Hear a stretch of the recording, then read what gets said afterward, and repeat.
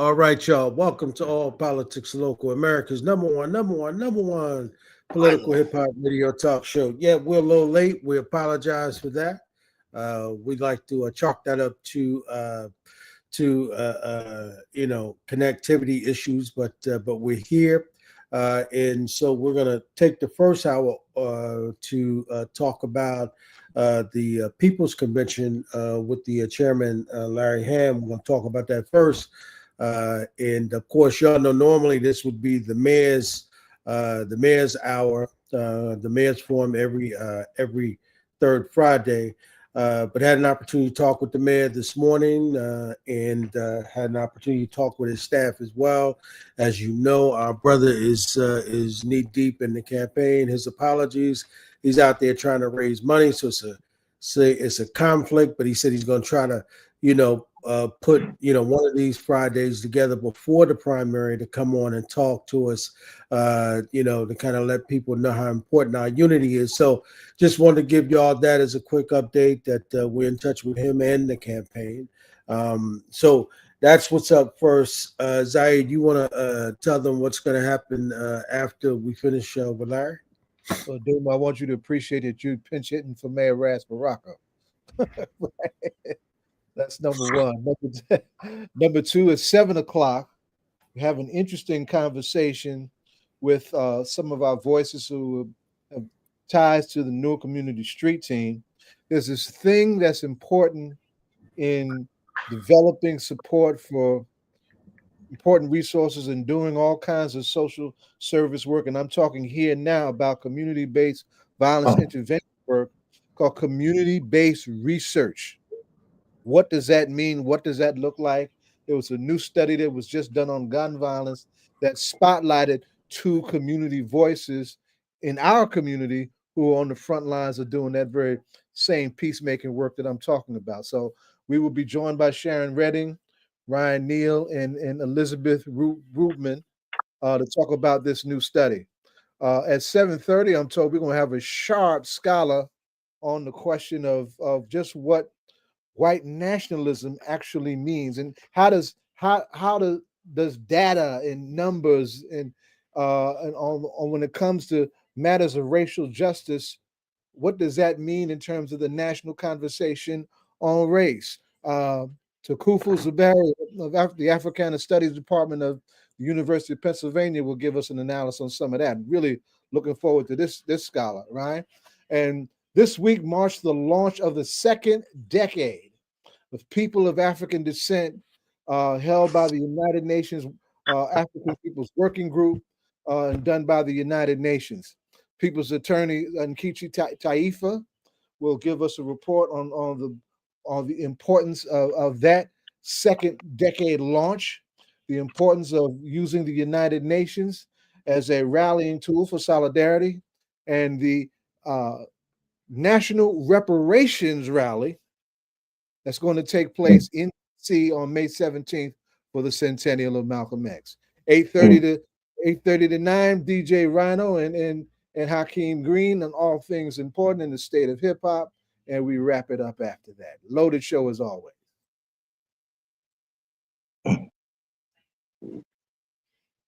We can't wait to get it in. You're muted, Ed. We can't wait to get it in. And before we start talking about the the People's Convention, I just wanted to get your opinion, Zaid. And I'm not sure, Larry, if you attended the State of the City last night. Did you get a chance? I didn't have a chance to get there last night. Did you get a chance to see it on YouTube? No, I haven't. I wish I could have, but I've been under the gun with this convention. Yeah. You know about conventions, Ed? I do, unfortunately. Hey, listen, I'm not. But here's the other thing, Larry. Just I don't know if you know this, but I'm not only involved in, of course, doing the show, and then involved somewhat in, making sure we report properly on what's going on with the mayor and the governor's thing. I'm also involved with Chokwe Lumumba down in Jackson, Mississippi. What he's up against. You know what I mean? How do you do it, brother? Hey man, I have no idea. How do you do it? we pushing, brother. It's a lot, man. So Well, before we get started, tell us a little bit about what's happening in Jackson. Well, I mean, as you know, it's a runoff at this particular point, and so we're trying to get the mayor, Chokwe over the hump. We're just making a lot of phone calls. We're knocking on a lot of doors. We're trying to put his record out there. Pretty much what Mayor Baraka did last night. Put his record out there. But what we found is that this guy's heavily funded, man, and he's got money coming in from everywhere, and we think that money is coming from coming from the Republican side in order to be able to get Chokwe out of there, man, in order to get the mayor out of there. And I think that I think that's a Republican ploy, right? You want to find candidates who look like us that are going to be sympathetic to the causes of Republicans, as opposed to supporting the struggles that are not only Chokwe is doing. Mayor Lumumba now, remember his father, right? Because he came on the back of his father. So that whole free to land concept, that whole building an independent Black state of mind. But there is a lot on the line, Larry. I mean, you talking about in Jackson, you talking about the school system, you talking about the airport, right? You talking about the economy. Yeah, I've been to the airport. Talking about the police department, right? You talking about the resegregation of Mississippi. Yeah. The isolation of Jackson in its defiance of that segregation, and a mayor that comes out of a tradition of defiance and self-determination.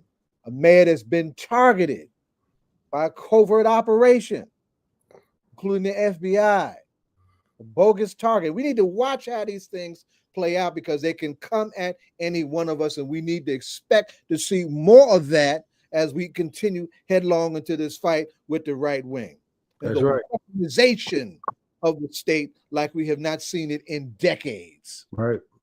Right. Who is the opposition, Ed, to the man?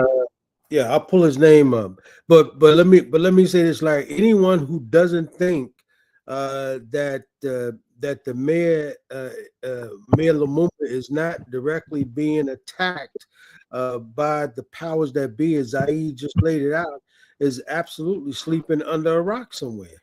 Because I mean, this is just absolutely incredible. Where when you turn around and every time you look around, there's this large swatch of money that is just pouring into this campaign. I mean, it's just incredible. And so, and remember, because of the allegations that's been made against Mayor Lumumba, he can't really raise money that way, right? So, I mean, it's basically coming from donations from people who, support the movement, people who understand, what the cause is, and so forth. So, I mean, that's really one of the major issues that is going on in the campaign at this particular point. And then you got people who are losing hope, and so we're trying to overcome that and tell people what that is. So. It's difficult, Brother Larry, but he's running against the state senator John Horn, Horhn, and he's an older brother, man, but he's really a Republican. He's not really a Democrat. You know what I mean? And so is there election in Jackson? Is it partisan or nonpartisan? It's nonpartisan. It's nonpartisan. So they're not running as Republicans and Democrats. They're just running ostensibly against each other. Exactly. That's right. Right.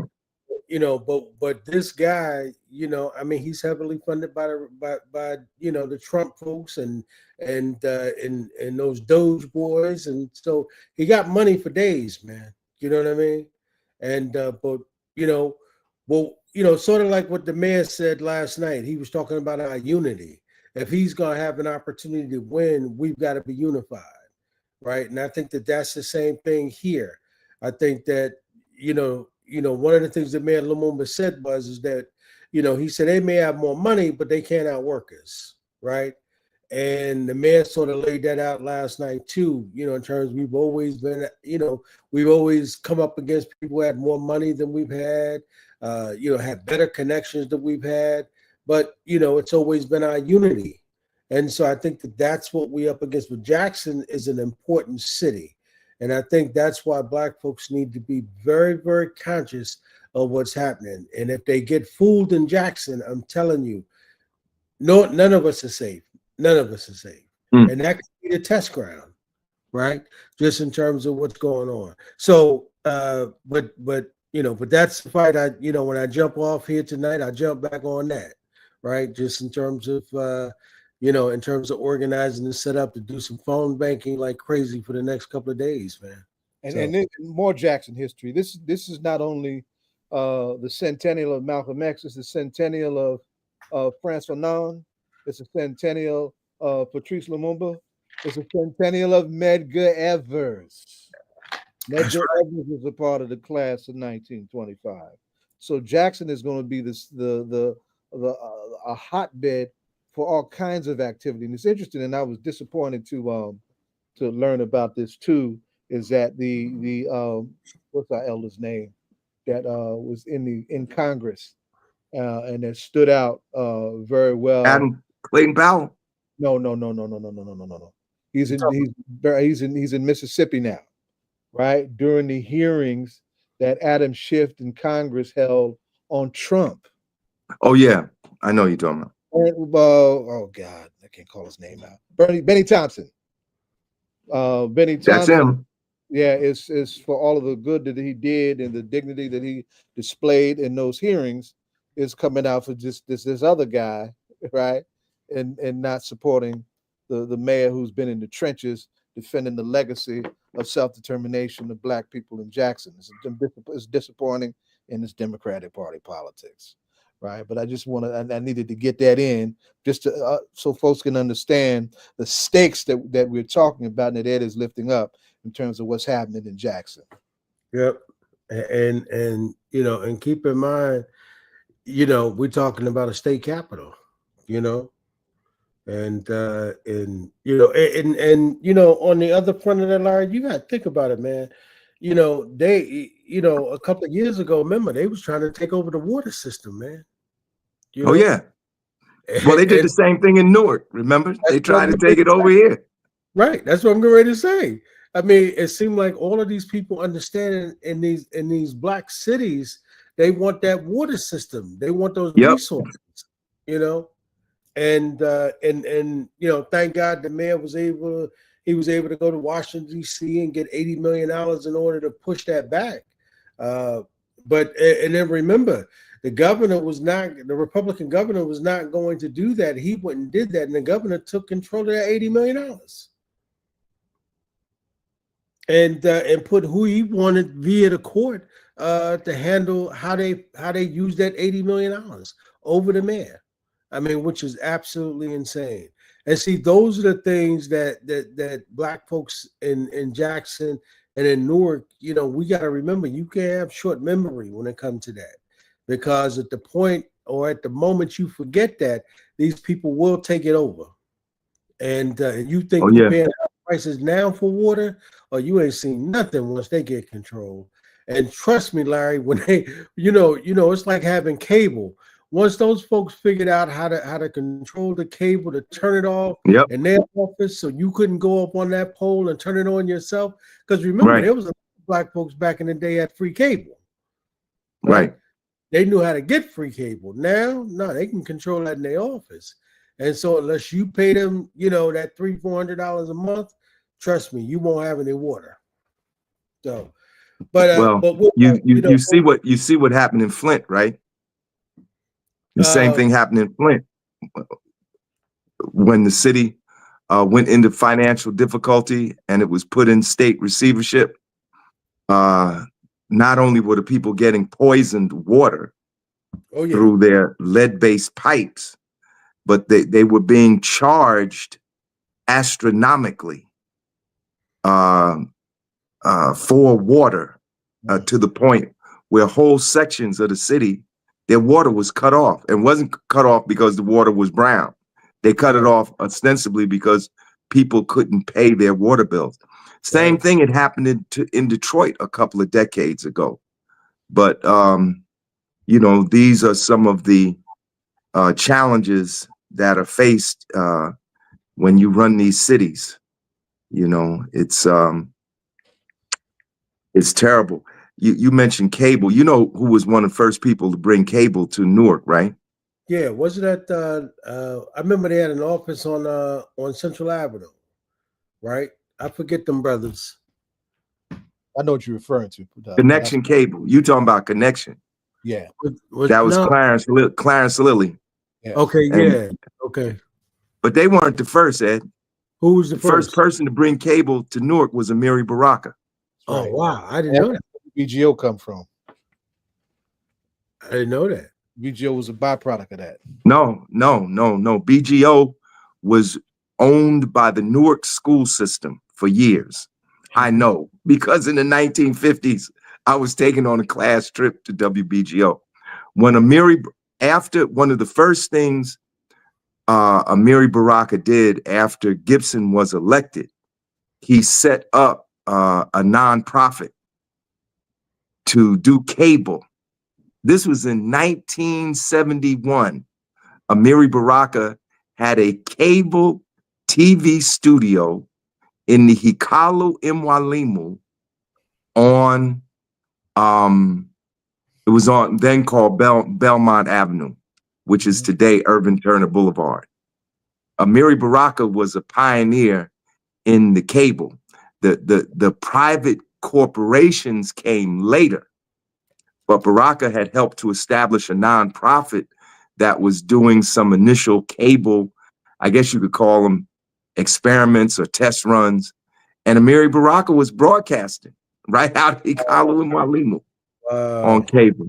Yeah. Ask Amina. Amina Baraka probably remembers, you know, all about that, you know. Wow. But back on here too. We got some things we're trying to get Kamosi back on too. Yes. Right. But before we go into the convention, I just wanted to mention something that I read today from the Equal Justice Institute. On this day in 1846, New Jersey enacted a law which bound enslaved Black people to indefinite servitude as apprentices for life to work at the will of their white enslavers. Under the new law called an act to, now this was, the law was called an act to abolish slavery. White enslavers continued to exploit and profit from the labor of Black people who are now referred to as apprentices instead of slaves, but who were still unable to obtain freedom without a written certificate of discharge from their masters or mistresses. Though enacting the law allowed New Jersey to claim its state laws no longer permitted slavery, the act did not meaningfully change the plight of Black people living in bondage there. Many of the same oppressive provisions that defined enslavement in New Jersey and elsewhere remain in place under this law. The act prohibited Black apprentices from leaving the state of New Jersey and imposed criminal penalties on any person who hid or harbored an apprentice or helped them run away. It goes on. I'm not going to read the rest of it, but you know, that I thought that was interesting.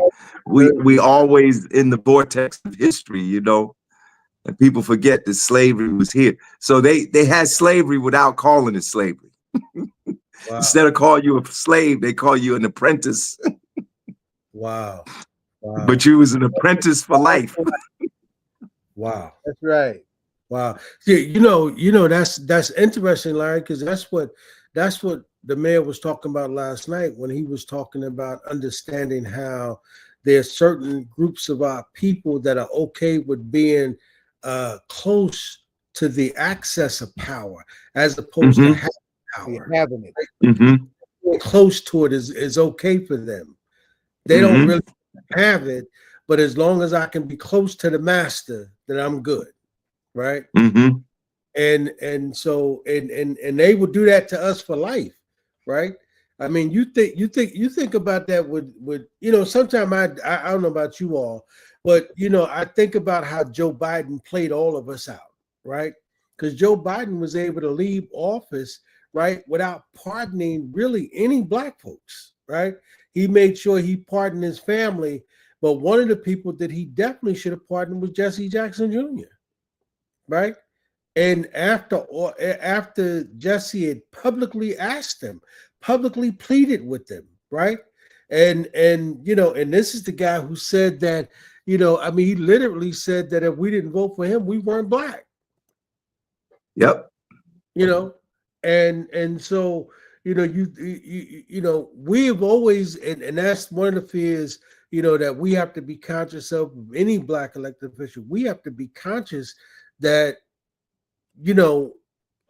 that these black folks, when they get close to being, elected into office, that they don't go and because white folk are famous for negotiating those deals. They say, hey Mm-hmm. man, you're not gonna make it. Now what we want you to do is give us all your, all of your support. We're gonna, like the guy was making a joke Thursday night, we're gonna make you lieutenant governor. Just go out and tell your folks that they need to vote for us. We're gonna be the mayor, right? Instead of them putting the money behind the black person to be the mayor or to be the governor or to be the president, right? Not gonna happen. And that's sort of how I feel about Mickey Sherrill, right?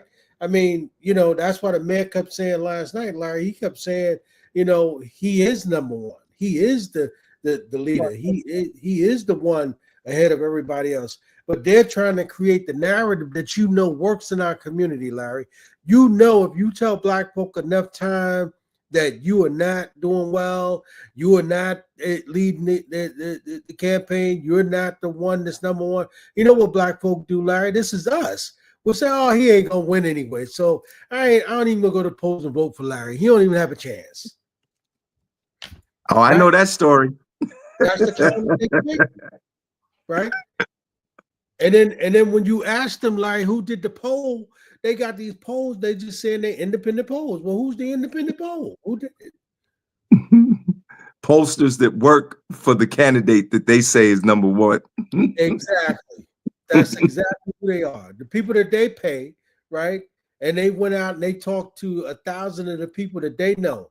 And so those people told them who was number one for them. Man, it's terrible. I saw a poll a week or so, 2 weeks ago. I saw a poll that said Mayor Baraka was first place in the pack. I saw that poll. That's right. In fact, not only did I see it, I actually heard someone on the radio reference that poll. But then, as you said, Ed, I saw a poll yesterday that says that Mikey Sherrill is leading and that Baraka is number two, and everybody else is behind the mayor. So, it seems to me, I'm just, a street corner agitator, outside looking in. It seems to me that the party leaders, the Democratic, now it's supposed to be a primary. Primary is supposed to be open. People are supposed to be able to support who they want. But it seems that the party leaders, state leaders of the Democratic Party, have chosen Mikey Sherrill. And that's what they did. That despite the fact that the mayor's out here, he number one, and everything that goes with that, they have thrown their weight almost from the beginning. Yep. I mean, they didn't even give this thing a chance, right? 2 points. and it County machine did that first. Essex County, right? Then NEA, New Jersey EA rallied around Spiller, not even having a conversation about the other candidate who was also an educator. Totally unprincipled, but very soprano state, New Jersey Democratic politics dirty. Straight up. Go ahead. No, yeah, you're right. And then today I saw an article saying essentially that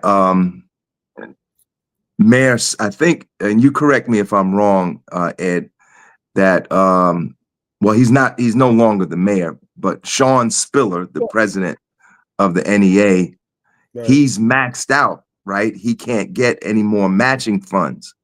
But the Right. thing that he has a PAC behind it. The PAC is called Working Families, something like that.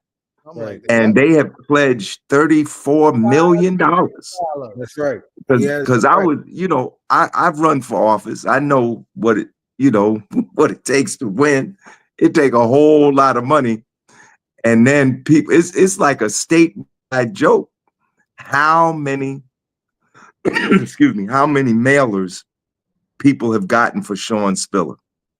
I mean, I can't believe the amount of mailing that he's done. And the mailing is very expensive. It costs tens of thousands of dollars. If you're sending mailers to all Democrats statewide, that's hundreds of thousands of dollars.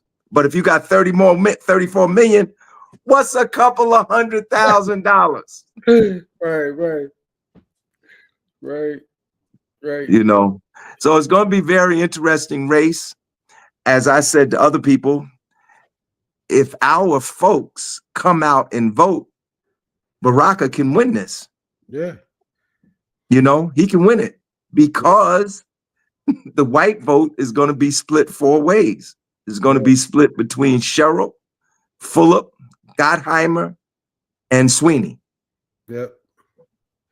So if our folks come out and vote, and they don't even have to vote in record numbers, if they just vote a little more strongly than usual in the primary, Baraka could win. He could win with a plurality. But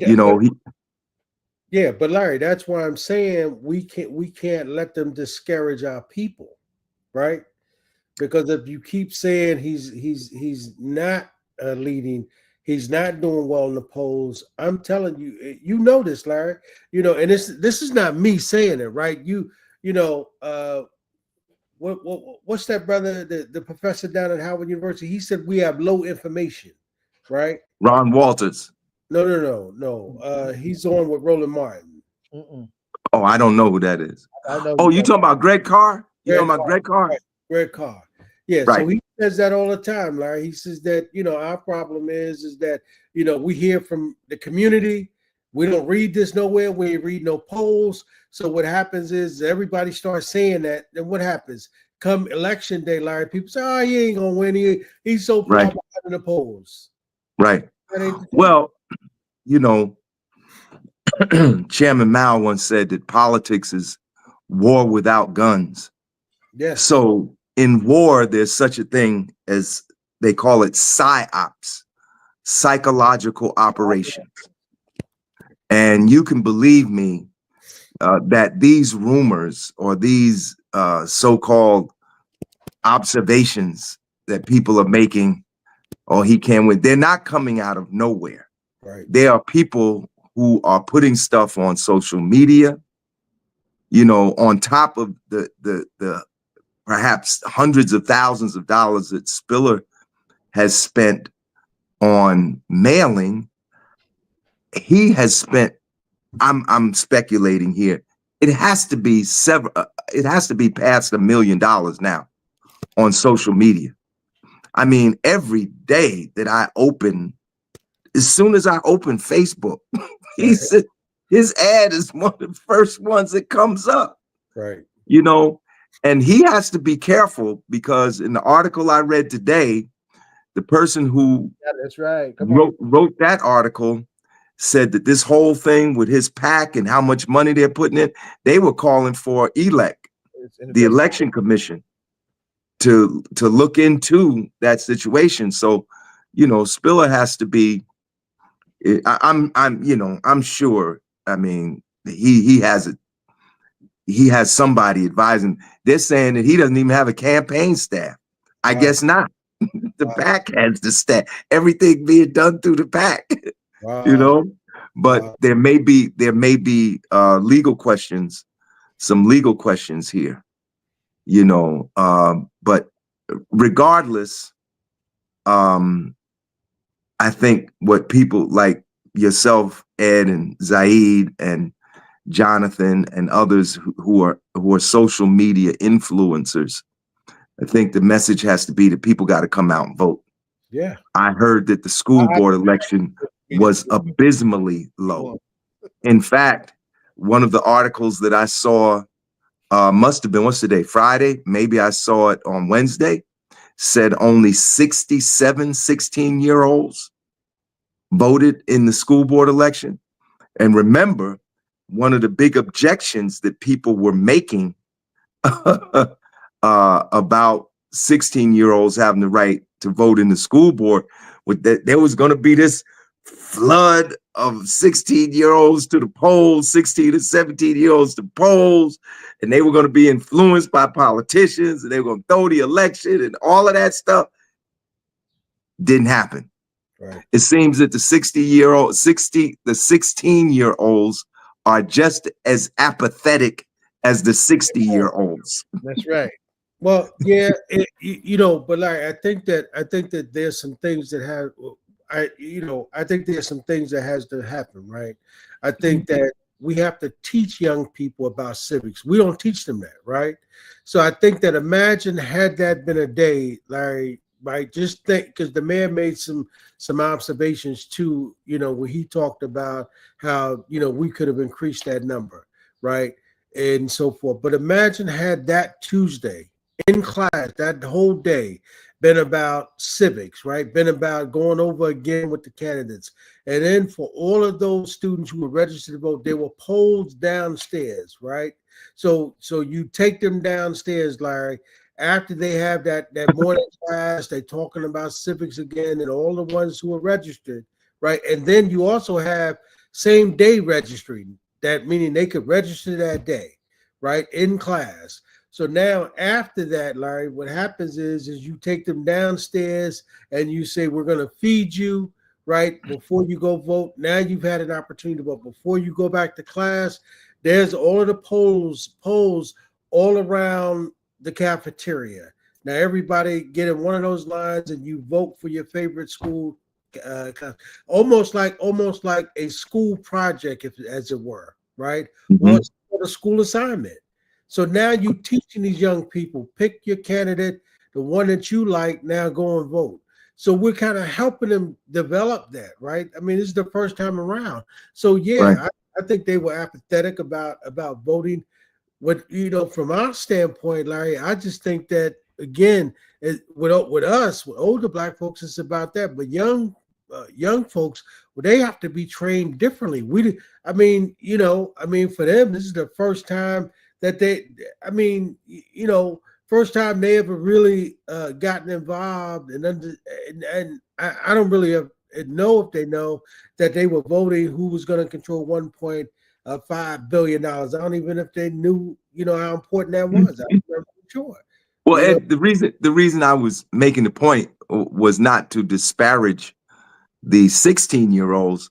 I was making the point against the naysayers, the people who were opposed to the 16-year-olds voting. I was at the city council meeting when the resolution was passed, the ordinance was passed to allow, and I saw the people who came to the podium speaking against the city council passing the ordinance. And these were the things that they said, that the 16-year-olds were going to be manipulated, and they were going to tip the outcome of the school board elections and all of that stuff. And, I spoke again. I dismissed that. I said what you just said. The thing that needed to happen was that there needed to be a civics education component put into the curriculum so that these students would have an understanding about the importance of voting, about the mechanisms of voting, and all of that. Ed, when I started Arts High School in 1967, in the fall of 1967, Arts High offered civics 1 and 2. Not just civics, civics and advanced civics. Wow. Why do we not have civics in our public schools now as a separate course of study? Because when you say we don't have civics, the first thing the people who run the schools will say they do have civics. It's incorporated into the social studies curriculum. We don't have civics because Ronald Reagan was elected president. He appointed William Bennett as the Secretary of Education, and William Bennett issued a directive as the highest government official of education in the United States that civics was to be de-emphasized, if not removed from the curriculum. Now, isn't it strange, Ed, that the removal of civics from the curriculum comes right on the heels of Black people getting the right to vote in 1965. And Black people, Ed, in 1966, there were 472 Black elected officials in the United States, in the whole of the United States of America. Ed, by 1972, there were over 10,000 Black elected officials. What a coincidence that they would try to remove, that they would remove civics right at the point when Black people are doing the same thing Black people did after emancipation, during Reconstruction, going to the polls and electing Black people from their communities in large number. None of this is accidental. This is all the result of public policy. And when people say, oh, politics don't affect me, now you begin to see it. The other day I was on a show, somebody was talking about the planes was falling out of the sky. Why are the planes falling out of the sky? We're having more air traffic accidents now. It goes back to who? To Ronald Reagan. When the air traffic controllers went on strike, Reagan fired all the air traffic controllers. I remember that. That's right. The industry has never recovered from that. That's right. And that's one of the reasons when I go, look, I was on a plane not too long, but I went to Florida for the Uhuru trial, right? And I'm sitting there, there's this terrible storm outside, and I'm wondering, am I gonna make it? You know, is this gonna be my last flight? Right. You know, deregulation hurts the people. What's going on right now? And then Trump, after Reagan, right after that too. Crazy. Right. Trump had stepped on the accelerator in the car. They want to deregulate everything. So now they're going to deregulate the food industry. So now you're not going to know what's in the food. They want to deregulate air traffic control. They want to deregulate the auto industry. Had we left it to the auto industry, there wouldn't be seatbelts in cars. And there'd be millions of deaths every year. I know a lot of people don't like to wear their seatbelt, and sometimes I'm guilty of it too, but seatbelts save a lot of lives in America. The auto industry was so opposed. See, this is the history that's not told. The auto industry was so opposed to seatbelts, they were going to try to assassinate Ralph Nader. They had, because Nader, it was Nader who fought in the courts to force the auto industry to put the seatbelts in the cars. They had Nader followed 24 hours a day. And had they had the chance, they would have assassinated him. That's how opposed they were. So all of these things that happen, Ed, it's just like you talking about how important the election is down there in Jackson. You know, they gonna elect this guy that's a front man for the Republicans, and what's gonna happen? They're gonna privatize the water. Yep. And then people not gonna be able to afford to pay their water bills. Yep. And then all hell is gonna break loose. But they don't care. Yep. They don't care. They just care about that money. They want to make that money. But Ed, I want to talk about this convention for my time run out. Yeah, please. Please, Larry. Let's get it in. You know, on Saturday, April 26th, we're having the Martin Luther King People's Convention for Justice and Resistance. It's going to take place at Essex County College, 303 University Avenue in Newark, New Jersey. It's going to be an all-day affair from 8:30 a.m. to 4 p.m. And the purpose of the convention is to put together a people's agenda for resistance to injustice. That's why it's called the People's Convention for Justice and Resistance. And the convention is sponsored by People's Organization for Progress, but it has been endorsed as of today by 234 organizations. And all the organizations are listed. If you go on the POP website or you go on my website, or, you know, you can see it's on the leaflets here, all the organizations that have endorsed this People's Convention. And what we're going to, and let me say this, the convention is free. So don't use price as a reason you can't attend. Just tell the truth. It's free. It's open to the public. There's no registration fee for this convention. Matter of fact, we've arranged with Essex County College, you ain't even got to pay for parking. You're going to have free parking at the college so you can attend the convention. We're going to provide free breakfast and free lunch. So I want to hear the other excuses that people are going to have for not attending. And this is going to be a working convention. It's free because we want everybody to be there. We're trying to remove all the barriers that keep people from attending. And this is going to be a working convention. Ed, I think you had asked me, or somebody had asked me maybe in a text, what are the workshops? There are no workshops. It is a convention of the whole. That means we're going to be in one huge plenary session together. And we're going to pass resolutions that people from the various endorsing organizations are going to introduce. You know, just for example, we're going to vote on a resolution for reparations.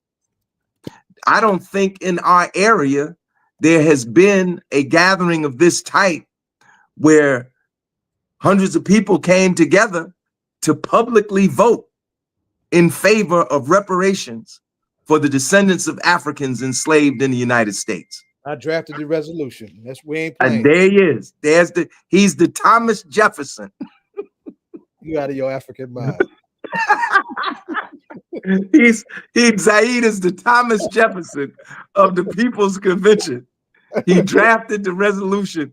And I'm joking, but it's true. I understand what you're saying. And maybe in some years to come, Zaid can look back with a little bit of pride and say, yeah, I wrote the resolution that in Newark, New Jersey, these people representing several hundred organizations came together and publicly voted for reparations for African Americans, voted to support H.R. 40 in the Congress and the Reparations Task Force bill in the state legislature.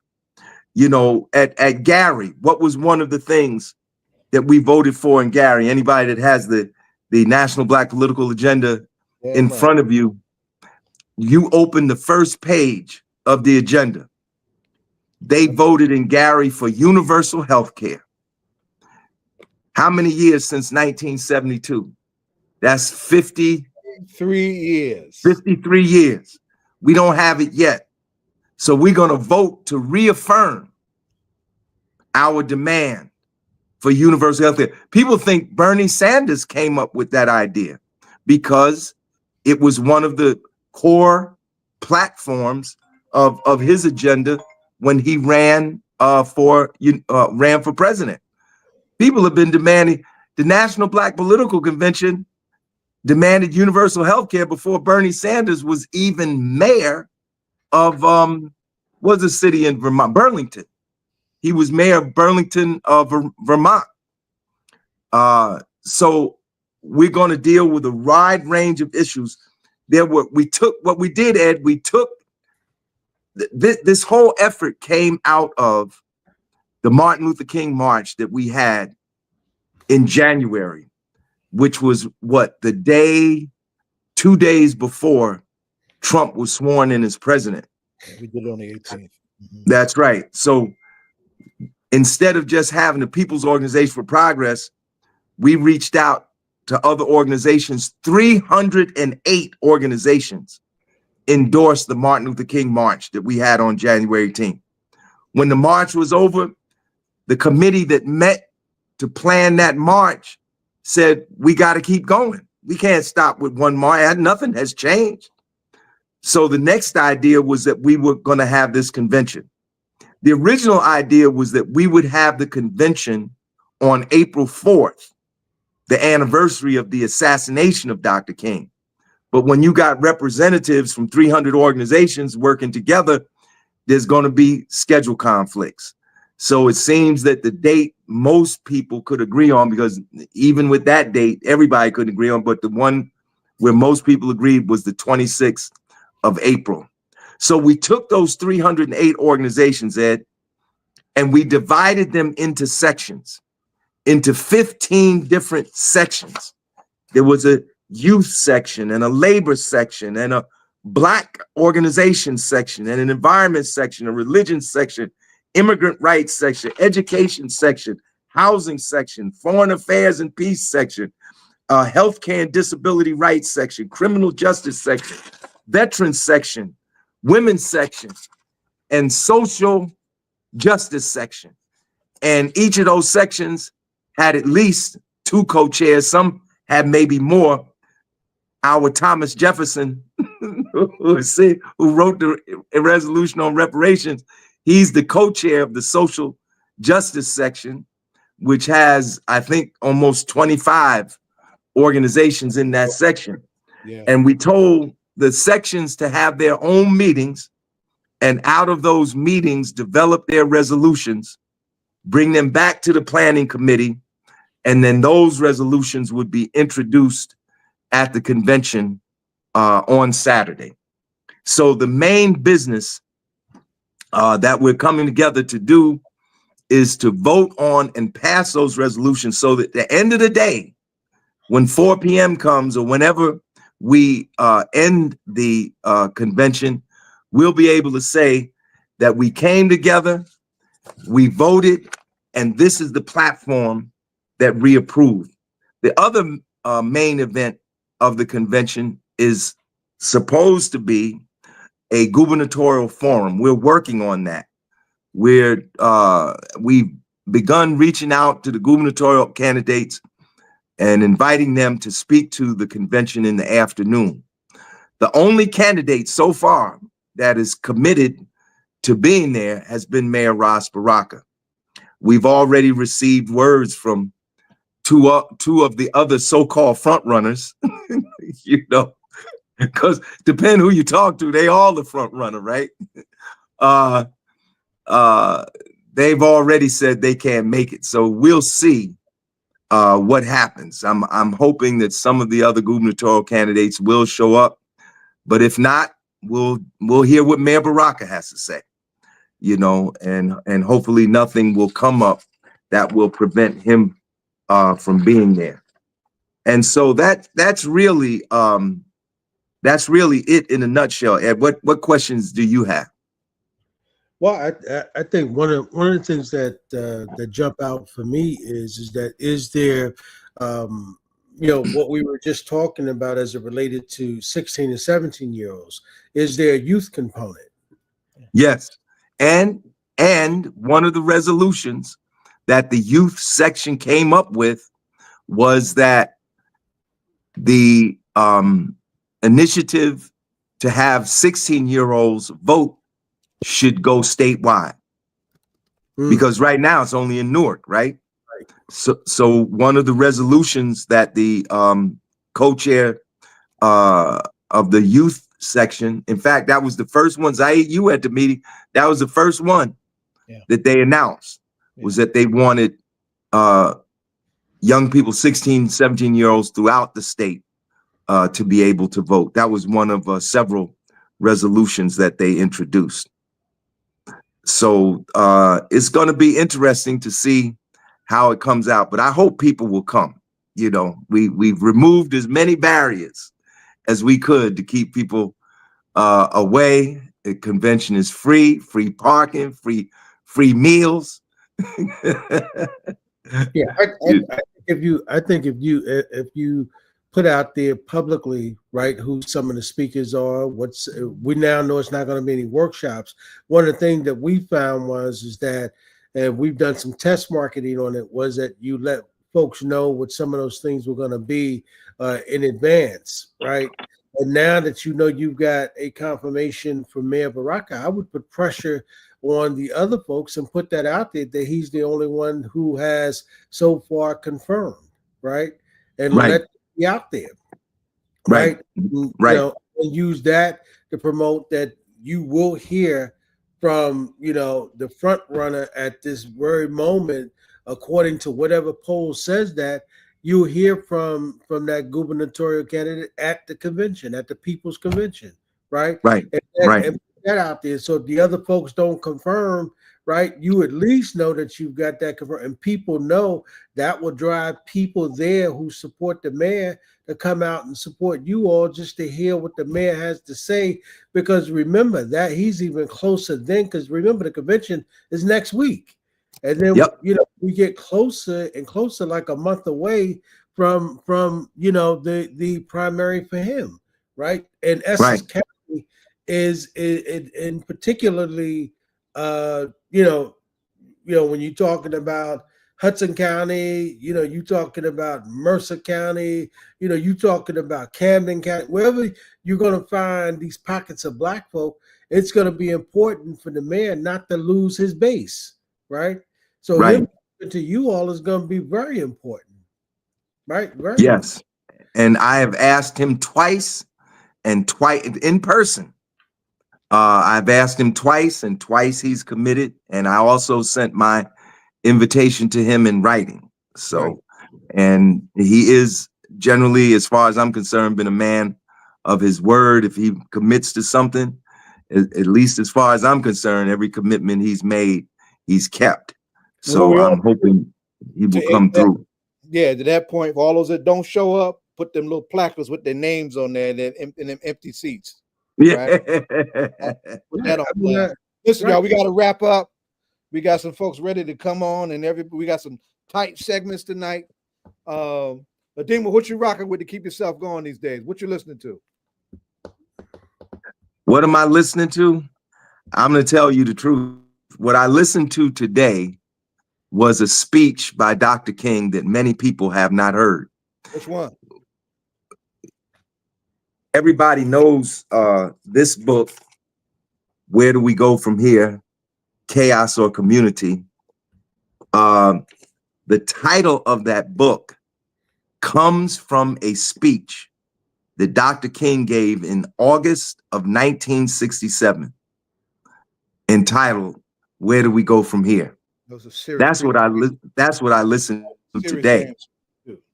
And you know, in that speech, Dr. King talked about guaranteed minimum income, talked about affordable housing. He talks about everything. It's a very detailed speech, because I think the speech was almost like it was a report on the work of the Southern Christian Leadership Conference. But after he got through talking about what SCLC had accomplished, then he, you know, broke into his classical Dr. King's style. And what's interesting is that the major economic things that he was fighting for have not been realized. You know, that's why, you know, we're having this convention. That's why you, Zaid, I'm gonna give credit where credit is due. When we were trying to come up with the name for the convention, you know, I had said People's Convention for Justice and Resistance, and Zaid said, put Martin Luther King on there. and everybody went along with it. That's the truth. That's right. That's how it became the Martin. You'd have never guessed the Black Panther Party member said put Martin Luther King name on there, right? But I think it was the right move. I think it was the right move. There's so much fear now because of the fascism that is taking over this country, that people might feel a little bit more comfortable, you know, with something with Dr. King's name on it. Although, you know, if they knew the real Dr. King, they might be just as apprehensive, because Dr. King was a radical, y'all. You know, we gotta move from folks' perception of Dr. King. If you read what he was talking about, that's why he was killed. Yeah. You know, because he's not only against the war in Vietnam, but he was talking about an end to poverty and the war on poverty. And Dr. King was beginning to be openly critical, even in this speech of 1967. Extremely critical, openly talking about the capitalist system, you know, and the problems with capitalism, you know, and the fact that it puts people over profits. And in that speech, Dr. King said, we not only have to be appalled by the appearance of beggars on our street, but we should be even more appalled by a system that produces beggars, you know, and that put a target on his back, you know. So we're gonna have to leave it there. That's a good way. That's a good segue to where we're going next. One of my in all my hip hop heads, I'm trying to find the sample that Immortal Technique did, because Martin is not sampled the way Malcolm is in hip hop, but he should. Larry, before you leave, Larry, tell people where they can go and register for the convention, please. Oh, thank you, Ed. Yes, they can register for the convention if you go to the People's Organization for Progress Facebook page, the People's Organization for Progress Facebook video and photos page. You'll see the post with the link where you can go and register. You can go to Eventbrite. It's on Eventbrite. You can register through Eventbrite.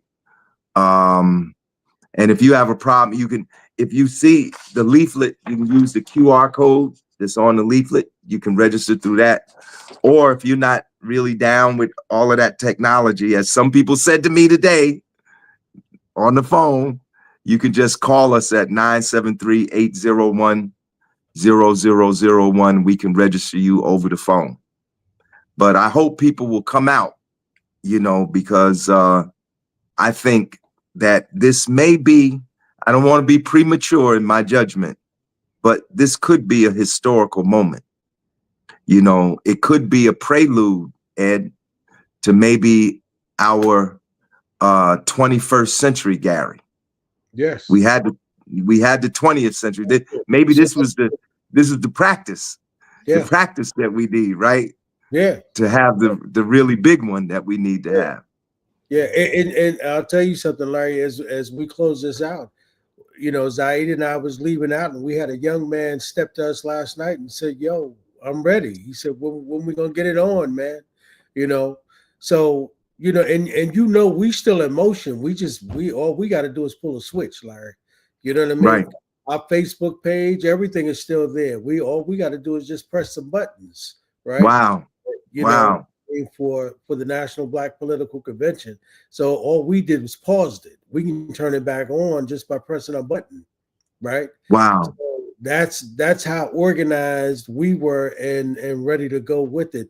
So what you're saying is very true. This could just be a prelude, and we could just press a button and bang, Yep. just call a date, and we right back in business with something, where you got 20,000-30,000 people in the city of Newark, right? And every major person you could imagine.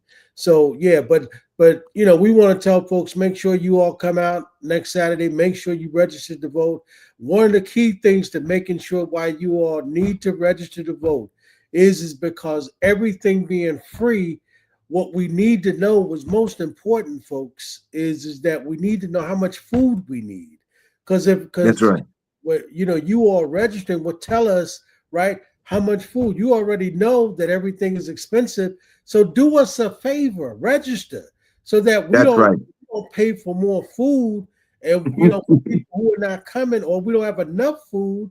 So at least if you want a cup of coffee, we don't say, well, you didn't register, so we don't have enough coffee. We have walk-ins, and those walk-ins came in. But if you register, we can guarantee that at least you'll have a cup of coffee. So that's why it's very true what you're saying, that the registration does give us a sense of what we need to have that day. Right. And we need as many people. There's still almost a week, right? A week between now and then for people to register. So everybody register in advance. Come on down, free parking, free food. But it's to work.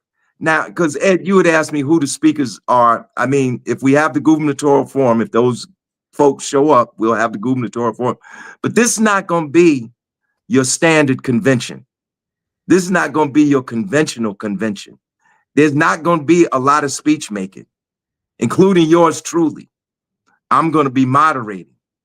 The speakers are going to be the people who come to the mic to present their resolutions, who have to convince the people in that assembly hall as to why they should vote for the resolution. We don't have no big name speakers. It's not going to be like 4 or 5 people speaking. We done paid somebody $10,000 to give a speech to tell us what we already know. This is a working convention for us to try to put together an agenda to push our politics in another direction. Our politics always veer to the status quo. Right. The people, if you do a poll right now, every poll in this country said on the issue of apartheid, on the issue of reparations, says the majority of African Americans want reparations.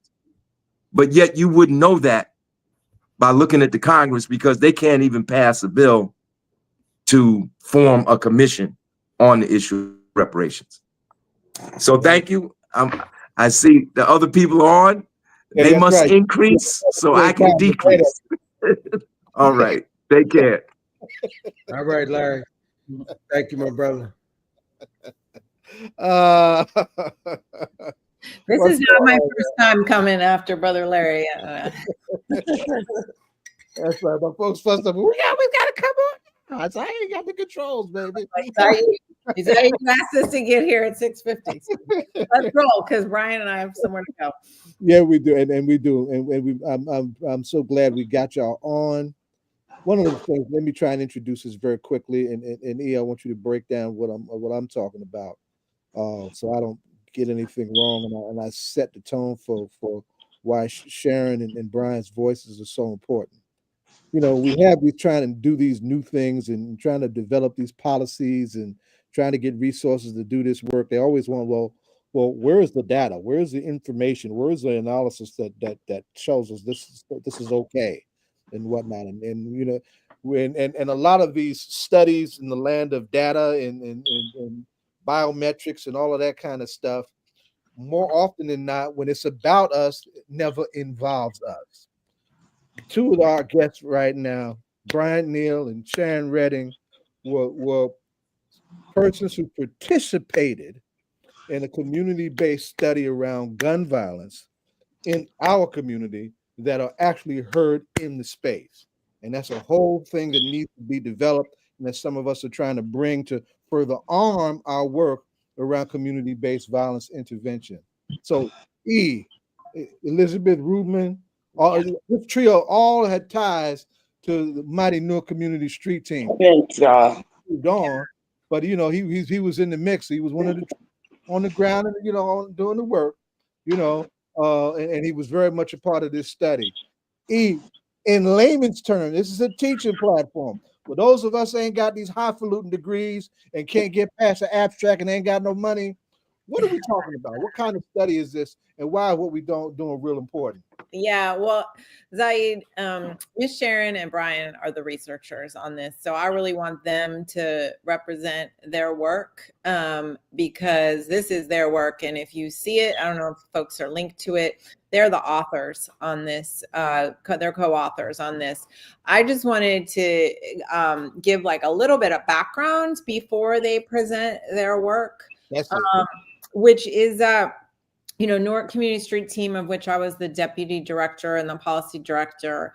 We're a violence intervention organization, and we have the trust of people who are actively involved in gun violence, and we have the trust and relationships with people who don't trust anybody else and don't and won't participate in anything systems involved. And you can imagine over the years, as we've had so many researchers come and basically propose exploitative practices. They want us to get them access to like invaluable data for no money. They're not going to credit our people. There's been just so many things. And of course, we are, with me being the exception, we are a Black-led organization. And we have distrust of what research institutions have done to Black people, Black and brown people over the centuries. So we almost always told people to beat it when they came and asked for research, for us to be, research partners, which really just meant, hey, get us access to this really sensitive information that nobody can access. And the Rutgers Gun Violence Research Center came to us with total humility and equal partnership.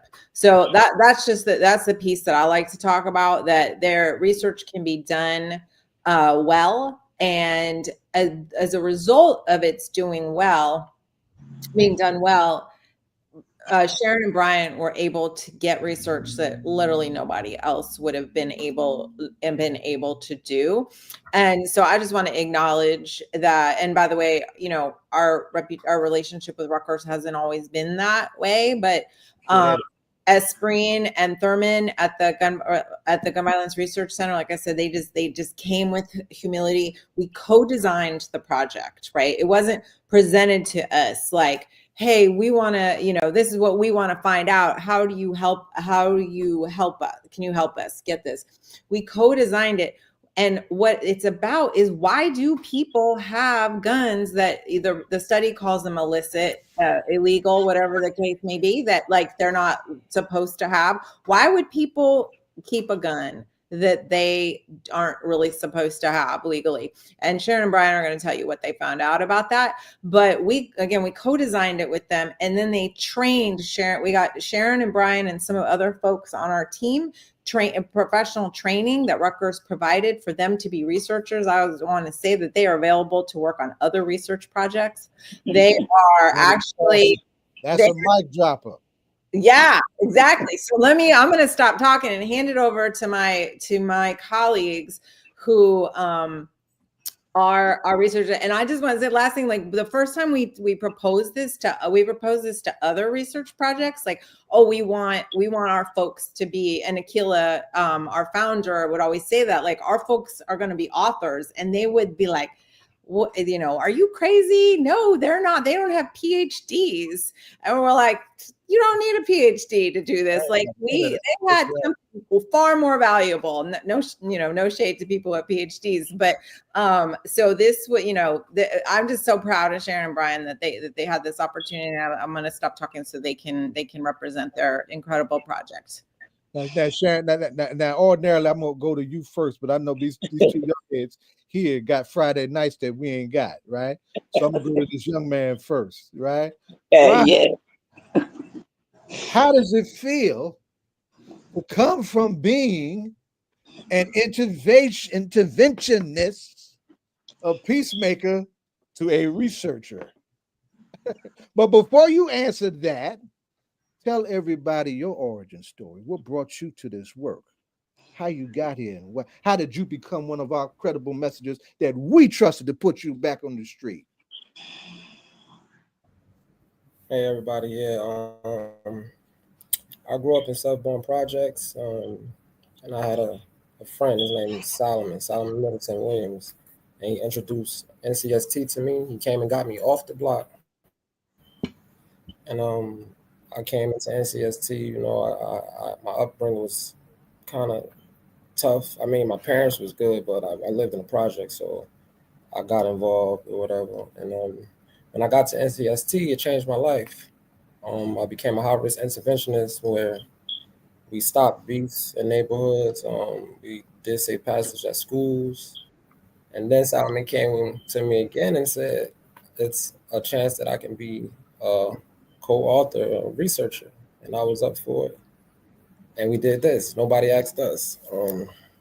This right here, yeah, it felt good. It felt real good. Like sending it to all my people, my mother and everybody. Everybody is proud. I want to keep this going. I'm gonna let Miss Sharon go because I'm kind of shy. I'm gonna let Miss Sharon go and then we talk. We talk. That's all right. You coming from that real space inside your heart. So we see you. We see you, and we appreciate that. And Queen Sharon, before I come to you, I want people to understand that this work is not, as the great Damon Ali would say, this is not yo-yo chill work. Right.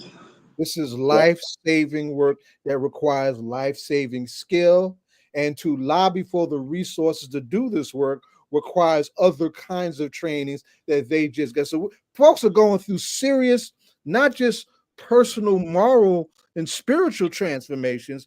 They're going through professional transformations too with this.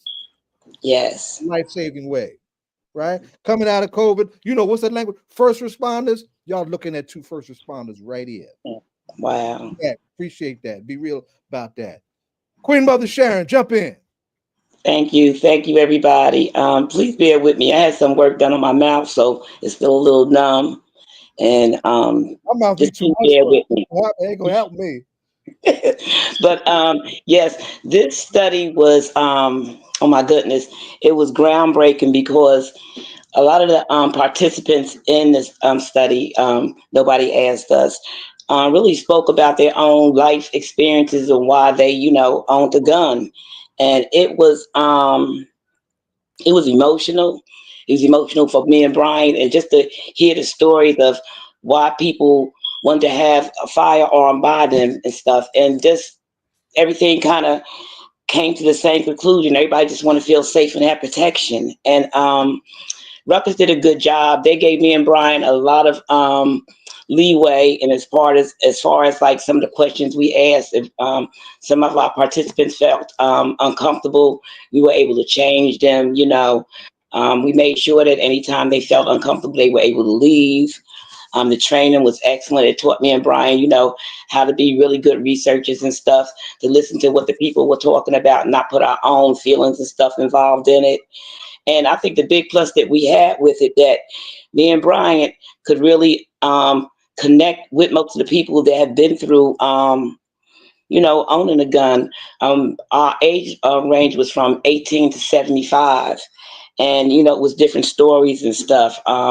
As anybody that has, read the study, people had just came home from jail and stuff and needed to have a gun for protection.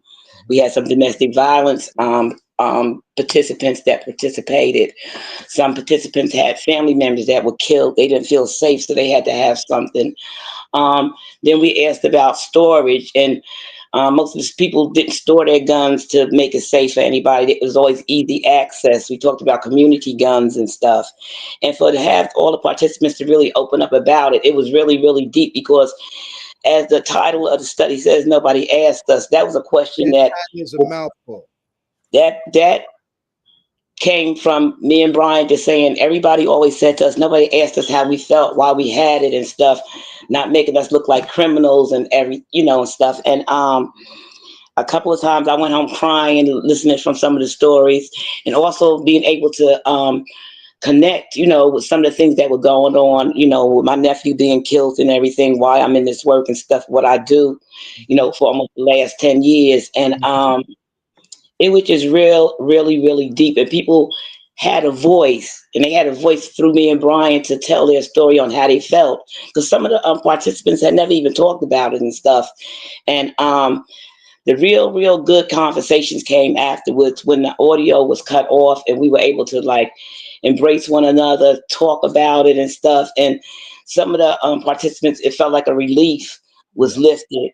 Yes. That nobody asked us how we felt about it and stuff. And, it also helped me to open my eyes to why people also had guns and stuff. But it always came down to the protection of their self, their family, their surroundings and stuff. And some of the trauma that they had seen early in their lives of owning the gun and the first time seeing someone shot and stuff. And, and it was like family life just to have a gun lying around in some of the families' homes and stuff. So, but a lot of the trauma played a big part in why a lot of the participants owned a gun and stuff, and owned an illegal gun, as they say. And another part of it is when they talked about the police, how they felt about the police, and they did not feel safe with the police.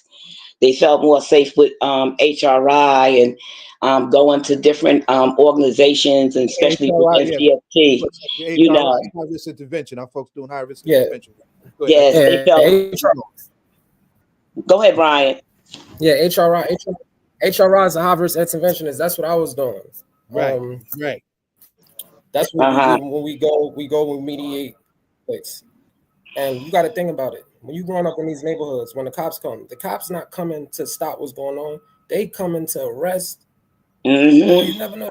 Whoever they can snatch up. That's right. Exactly. So how what you supposed to do if your brother just got killed in your face? And the cops they gonna come, they probably gonna sit out there for a couple of days, but then they gonna leave. You still gotta live there. Like, how you gonna protect yourself? And then if it keep happening and it keep happening, what are you supposed to do? And I want to put on record that we didn't take nobody names. We did audio record, but it was no names. Right. Right. There was no name. And they were people who felt comfortable with us. Yes. That's important. That was a big part of it, making sure they felt comfortable with us. They were given a $75 stipend. We had snacks and everything. And me and Brian just tried to make sure that they felt comfortable. We had a couple of the participants that, they were talking to us, looking at us. And, we had our audiologist, his name was Ray, and it just was part of my life that I'll never forget. And I'm just so proud to be a part of it and to just put the community's voice out there, because that was the most important part, that, that we are often so forgotten on how we feel, but we want to be feeling safe just like anybody else that lives in the United States of America, lives here in the city of Newark, lives here in the state of New Jersey, and it just helped some people to really deal with their trauma and stuff. And one of the things that I took from doing this study is some of the participants that had just came home from jail and stuff might have had a loved one that was killed while they were gone and stuff. And it was just a look that they would have in their eyes, and just thinking about what if they had been here, what they could have did and stuff to protect them and stuff. And it was just really, really emotional sometimes. And me and Brian were definitely involved in the coding, and that was a big plus for the team and stuff, because me and Brian were able to, with some of the language that was used and everything, a lot of things they really didn't understand. So Brian really made a big point, because some of the stuff that the fellows was talking about in the interviews and stuff, or some of the females that were talking about some of the stuff, using that slang, was able to break down to get their point across, but also to help like Dr. Esprin and also the interns we had to understand the meaning of what they were saying and stuff. So that's why it was so important to have the community there. And like I said, it was a big trust because a lot of people were just going to come and start talking to you about owning a gun and stuff. And, for all the participants that, I just really thank them because they really made this study and stuff. They the ones that told us their innermost feelings on how they really felt and stuff. And like I'm saying, their voices were lifted up through this study and stuff. And I'm just so amazed on how many people have, subscribed to the study and stuff and, have had good comments about it. My family is so proud. My children have been so proud. And it's just so important that we do this in our community and stuff and have people like me, a grandmother, Brian, someone who got his life together and doing good things in the community and stuff. And, we are those credible messengers out here that could tell a story. These are things that we've also been through. I can relate to community guns. I have children. I could relate to someone being killed by gun violence and stuff. And, to hear those stories, you can kind of relate to that person and stuff. And like I'm saying, it wasn't like a thing where we just sat and did questions off of paper and stuff. Me and Brian were able to, use our own way to answer the questions and stuff without making that person feel like, it was just like a clinical study and stuff, but understanding that we understood what they were talking about. Right. Studies are not just data. They are narratives of people's lives. Mm-hmm. People's lives in real time. I'm so proud. Let me tell you something I used to do 45 years ago when I used to canvass for the census back in 1980 and 1990. I would take W.E.B. Du Bois with me. He busted up the 20th century with a book called The Philadelphia Negro, 800, 900-page study where he did exactly what y'all doing. Y'all standing on some shoulders that are big, large, bold, and black, right? And you're also adding to the shoulders, you building out your own shoulders as you carry this work, making peace in our streets. Yeah, you wanted to make a real important point about this work being at the crossroads and another added dimension on the value of this work. Do that and take us out. Yeah, I just wanted to talk about we're so hyped about this our study coming out, but Zaid, I mean, you've been around this work. The struggle to keep our team employed is real, right? We are constantly grinding for money, which we were grateful that Rutgers paid us to participate in this, and paid our staff time.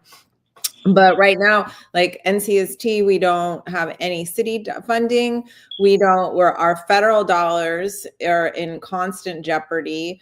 As far as research, right? Federal funding for research is basically gone. All the research institutions around the country are downsizing.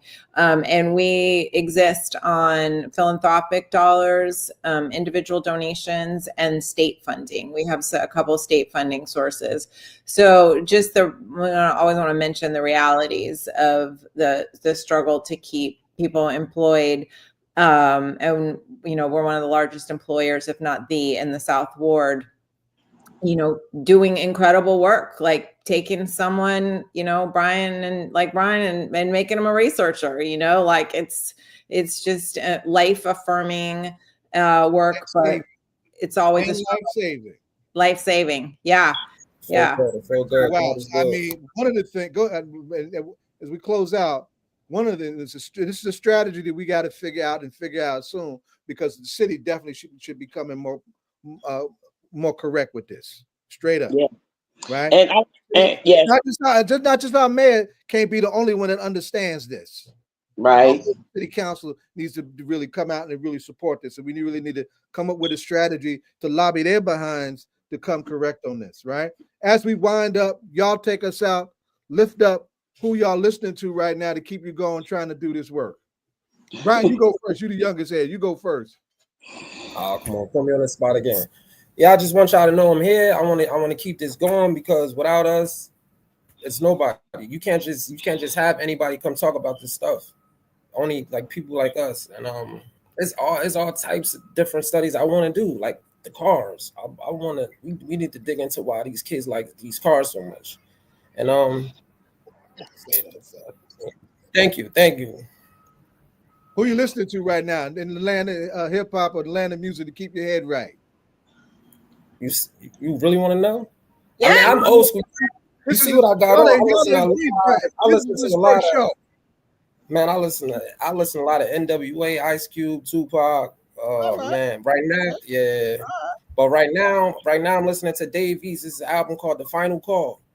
Oh man, look, see, yeah, that's it right there. Dave East doing his thing.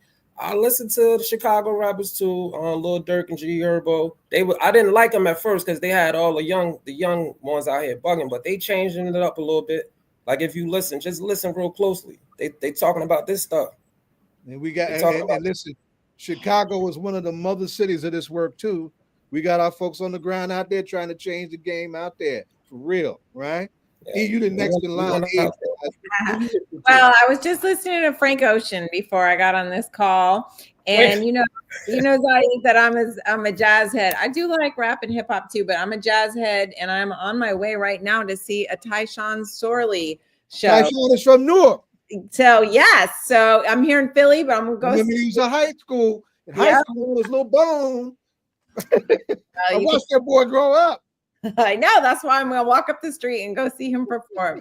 So thank you for having me, and much love to all of you. Peace. Sharon, you my generation. Who you rocking to, Queen? It'll have to be Because I can say this, and I just want to say this last part about the study. I just want to say that. Okay. Also, in that study, that the participants were able to give an answer on, what could they gave answers on what could be better in Newark, and they really focused on the youth. But what I'm listening to now is Gladys Knight, I Hope You Dance. That's one of my motivation songs and stuff. And she just talks about, not stopping and just keep dancing and stuff, no matter what you come up against and stuff. And nothing is bigger than you, nothing should be bigger than what you dream of and stuff, and you could keep going and stuff. Love. Yeah, Gladys doing the makings of you out of Claudine used to drive me nuts. All right. Still does. Hey man, you get in the car with me, you'd be surprised. I might put that optimistic on. I might put a little Shaka Khan on. I might put some Curtis Mayfield. No, I was just listening to that earlier. I got my son listening to it. He's 6. All that song for Friday. What is it? So let's Running in the Wild. That song is from Friday. I listen to all types of music, man. All right. Well, listen, y'all.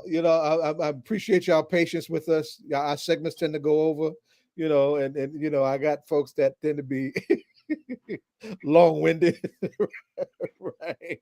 And I ain't got the control. Thanks for Thank you. Thanks a lot. Anytime. Anytime. I think y'all got right now, yeah. And as you go out, when the study becomes more accessible, we definitely gonna be promoting it. Right now, you got to go through the abstract and all of that kind of stuff, and most of us ain't got access to that stuff, right? Right. When it becomes more available, right, we definitely gonna be printing that out. We need to talk to the heads from Rutgers too and get them in on this too, right? Good to have y'all. Right. Be safe out there. Peace in the streets. Thank you. Right on. Just email me. Got that. Look who's back. Look who's back. Mr. CJ Chris Randall himself is back. And he ain't coming empty-handed. I've been checking this brother out. I want to hear what this brother got to say. Tukufu Zuberi, welcome to All Politics Are Local. Right? Welcome. Brother, I'm loving the stuff you do. I was checking you out, getting ready for this segment, and I didn't realize you were involved in 500 film. Oh yeah. And I don't know if you just heard this conversation that we just had. We just had 2 of our community-based violence interventionists in Newark who became community researchers as a part of a gun violence project here that came out of Rutgers, Newark. You've got some loaded background on how that gun tends to go the other way. Yeah. Right. And quite frankly, brother, right, sitting in the hallways of the University of Pennsylvania, I'm glad you still got a goddamn job. I'm gonna make it plain. Right? Yeah, right. And in this climate, the stuff that you lifting up, woo, Chris, set this up for us. Well, first of all, let me just say, anytime I can be around Zaid Muhammad is a good day. You know, that's Bob, I love you. Also, Professor Zuberi, you don't know me, but I have been a fan of yours since I was probably about 14. Much praise, brother. I have thickening blood that I keep real close to me. And I keep white logic, white methods real close too. And you also, unbeknownst to you, a major celebrity in the debate community. Like, we've been reading your stuff for years. Black students have been reading your stuff for years. Yeah, that's So I just wanted you to know, if you think you operating in a vacuum, ain't nobody paying attention. We watch it, just so you know. In fact, you one of the names I have on my computer, so that when people cite your stuff, I usually go read whatever it is that's being cited as well. So I just want to thank you for your work, first of all, and your witness, and it's been extremely helpful in a lot of ways and has liberated a lot of minds. And you are not just in the halls of academia. It has definitely spilled over into a bunch of revolutionary spaces. So I just wanted to say thank you, first of all. Thank you, brother. Thank you. Yeah, brother Professor. This young man who just spoke to you is a cover of the Black Panther Party and one of the most well-read brothers that I know his age and his generation. He would be a wonderful student of yours. Now it sounds like he already is. That's right? a thing. You know, that's why we do this work. That is why we do this work. From sitting at the feet of those revolutionaries who called themselves part of the Black Panther Party and so many other organizations. That's how we got educated. Indeed. That's how we got started. We've never really had a chance to just sit in the chair before we had to get back out and do the things that we do. So much praise, brother. Thank you very much. And thank you very much for recognizing this work that we do. Well, I think the thing that I would like to say, I think, first of all, that makes you such an interesting resource for this particular historical moment is we're having an all-out assault on facts and truth, right? The nation state is doing its best job to make everybody as unintelligent, uninformed, and uncritical as possible. Yeah. But one of the things that stood out to me, I was in the ninth grade when I read Thicket and Blood. Yeah. You read that in the ninth grade? I didn't have a choice. I had the best debate coaches in America. I didn't have so my first debate coach was a black man. You know, all my mentors are black. I didn't know. I've never had that complex. I you know, it was, of course. So, you know, when we talked about the environment, we taught the kids the principles of my as that was our argument. Is that, you know, so that's where we are. But what I wanted to kind of set it up for to kind of talk about as we're thinking about this historical moment in terms of the anti-woke, anti-CRT milieu that we're existing in. How can we make, you know, all of your longstanding critiques of white methodology, Eurocentric methodologies, right? And also your critiques of data collection and how the misuse of Black statistics have caused all sorts of pathology. How would you center that in a conversation about the current historical moment as it relates to politics? So, you know, one of the things that we see is that the politics of this moment have in many ways morphed into a kind of entertainment.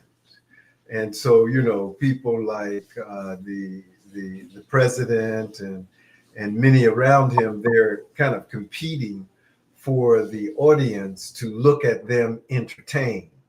And so, you know, and in some ways, this entertainment that they're engaged in is put in the guise of giving us information. But the entertainment in itself, it only works for kind of entertaining those who would be fooled by reality. But those who would make this world better for humanity, those who would attempt to save the planet, they are only detained by these debates, which are created in order to just make sure that the wealth of this world continues to go to the hands of a very few people. To do that, You must convince the majority of people that they can do nothing to change the circumstance, and that the best they can do is become a great entertainer. And so people get into a mode where understanding the world becomes secondary to entertaining the world. We begin to see people thinking that they need to have people follow them as a validation of who and what they are, rather than presenting truths which are there to guide either this generation or the next. And it is not the entertainment that they are concerned with. It is not just getting people behind them, but getting people behind the truth, getting people behind knowledge, getting people behind that knowledge which is life-saving and life-preserving. Now, I believe that I am addressing a particular kind of question, and that is, how do we redefine what it means to be a human?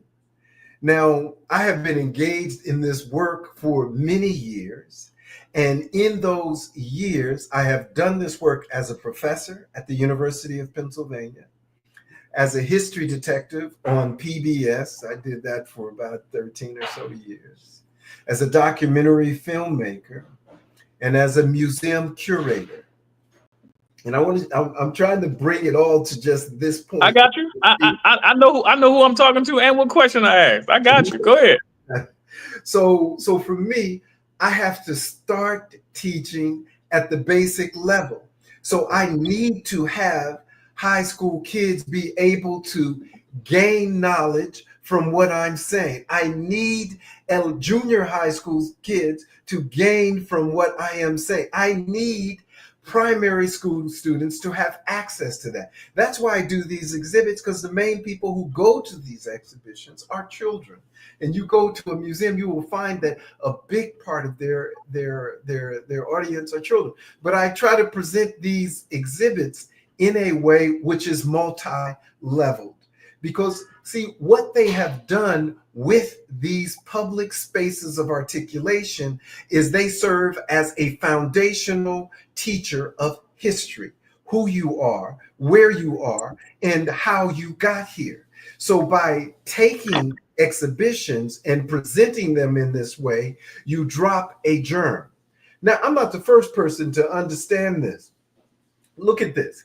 There was a group of people who created an idea which became the basis for scientific racism, which has dominated the 21st century. And they did this with an idea called eugenics.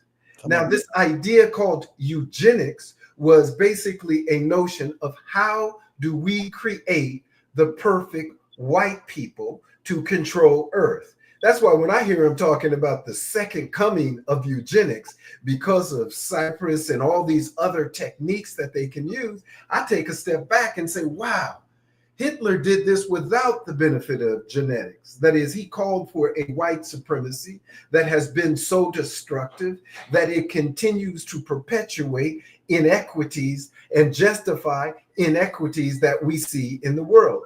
These eugenists, that is, these people who use statistical knowledge to justify the oppression in Africa, the oppression in Asia, the oppression in the United States, they presented these ideas to the general public in museums. Now, the museums have a long history of excluding and marginalizing people, because the first museums were in the homes of kings and queens, right? And people would come there and they would say, see, this is what we have conquered today.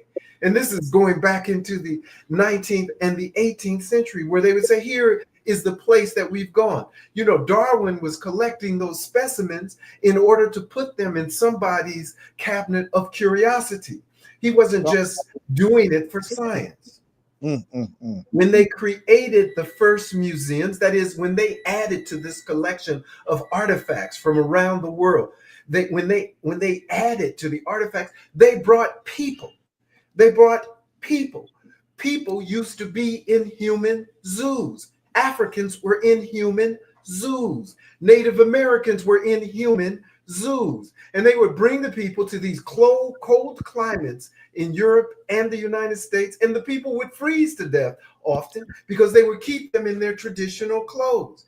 These were the first museums so that people could come there, and this was a creation of public social knowledge about the progress that was going on. Some of it was put in these things called the world fairs that they used to have to celebrate technology and science.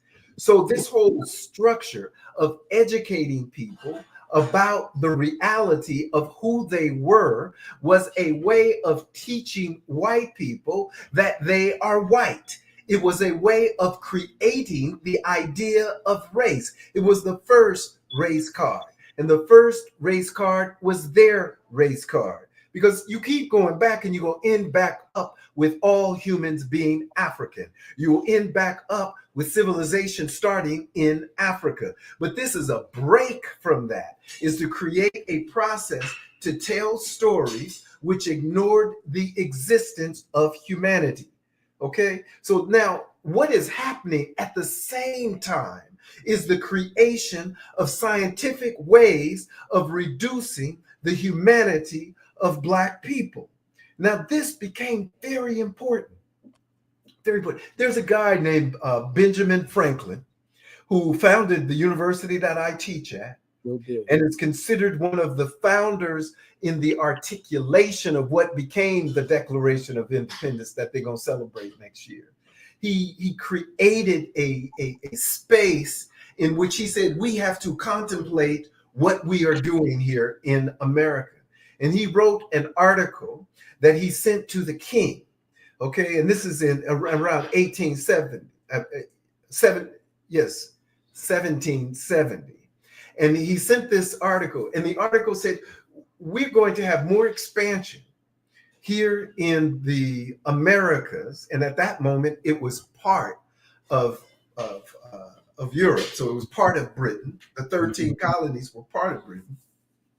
And he said, what we're going to be able to create here is better than what we have there, because we have a lot of space and room for people to come and use the labor to advance the country. Now listen to that. What it does not say is that they have to kill the Native Americans. What it does not say is they have to enslave. Captive labor. Yes, sir. Mm-hmm. Yeah. So the creation of this mode of thinking, this statistical mode of thinking, starts at a moment, at a period in time in which the creation of whiteness was coming into view. And whiteness had to exist in a way that ignored the humanity of Africans, ignored the humanities of the indigenous population in the Americas, of the indigenous population in Asia. You understand? So the creation of statistics as an idea fostered a notion of white supremacy.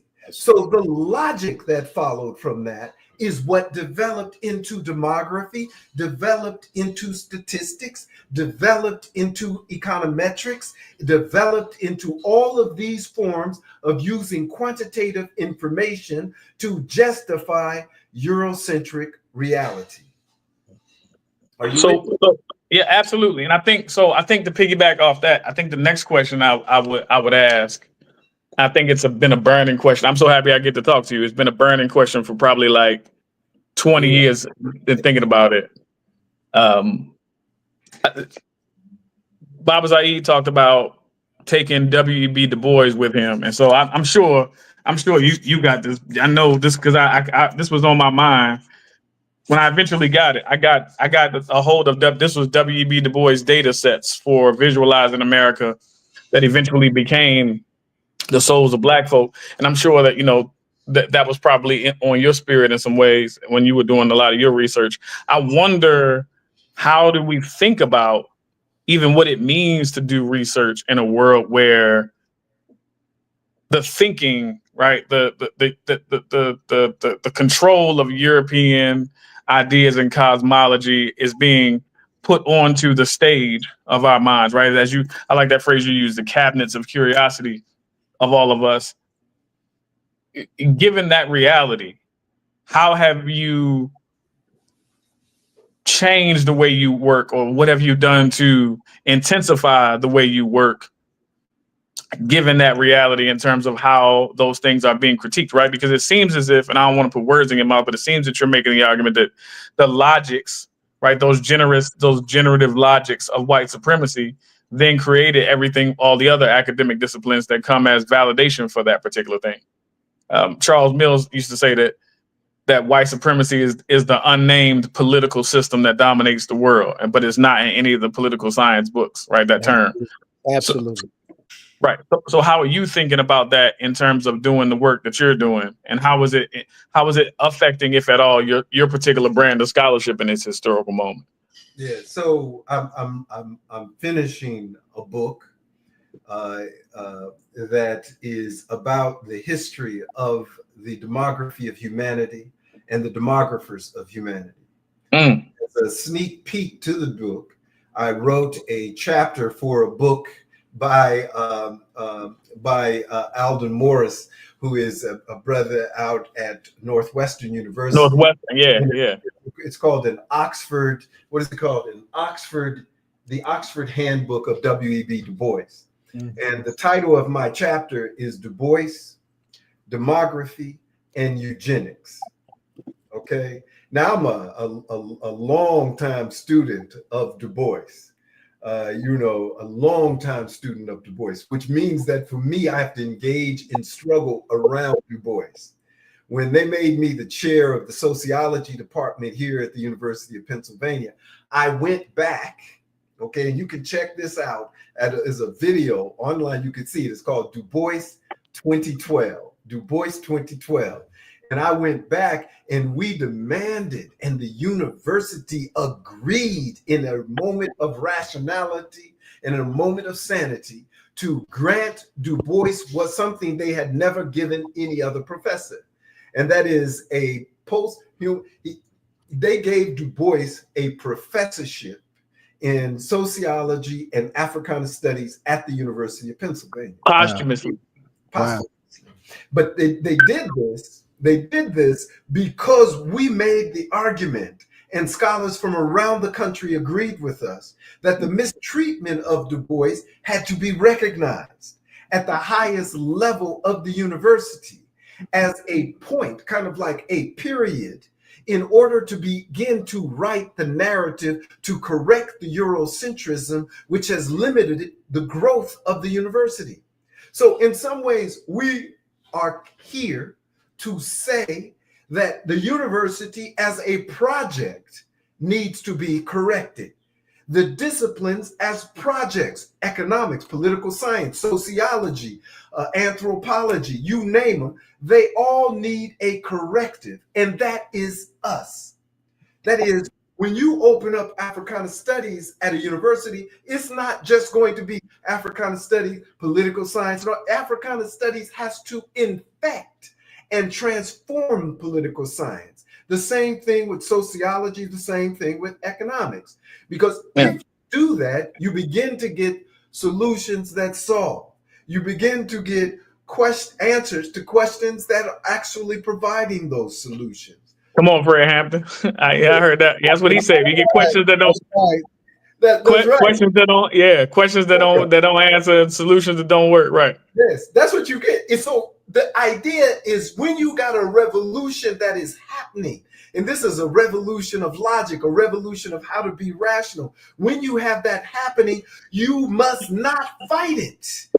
Political science, sociology, economics, no matter how difficult it is a pill to swallow, you must swallow that Africa is the birth of civilization. You must swallow that Africans are the birth of humanity. You must swallow that Africans gave you philosophy. Therefore, there is no philosophy that is not grounded on African philosophy. And the only thing that I know that I think, the only thing, Professor Zuberi, that I think I know, which I think creates a lot of the appeal that I have for maybe something like the Afro-pessimist tradition or things like that, is this. I know that this world, it at least feels this way. And if we were to look at the attack on somebody like a Paul Robeson, the attack on somebody like a W.E.B. Du Bois, the attack on Malifi Asante in the 80s and 90s, the attack on John Henrik Clark and Dr. Ben Jokinen, and the attack on Jacob Carruthers and all these other people, and even the things that you've had to navigate, I think that my greatest, the thing that I think grounds me the most, and in some ways makes me weirdly hopeful, when I say this is going to sound strange, is that I know modernity is willing, this society is willing to collapse rather than take that health tonic that you're proposing. Yeah, mouthful. It's willing to collapse. It's willing to eat itself from the inside. Right? It's literally willing to eat itself. It is willing to self-destruct rather than take that health tonic that you are. You know, it's like that family member you have that got the high blood pressure, but they keep eating the pork chops. Yeah. That's how I think the society functions on a massive level. Like Malcolm's Ballad of the Bullet too, because Malcolm tried to get tonic 60 years ago. Go ahead. 100%. Yeah. I would like to just make a small suggestion that our future is there, that our future is in front of us. I mean, we built large monuments to the afterlife, to the continuation of life. We created a system of belief which says that the afterlife exists. So here we are standing in the afterlife of Du Bois, standing in the afterlife of Diop, standing in the afterlife of Fanon. Standing here, we must stand strong, because the pessimist sees the end. We have to have the vision to see the future. So in some ways, I would suggest that it is not in death that we build, it is in life. Now, the problem is that the voice of the death has become much louder than the voice of life.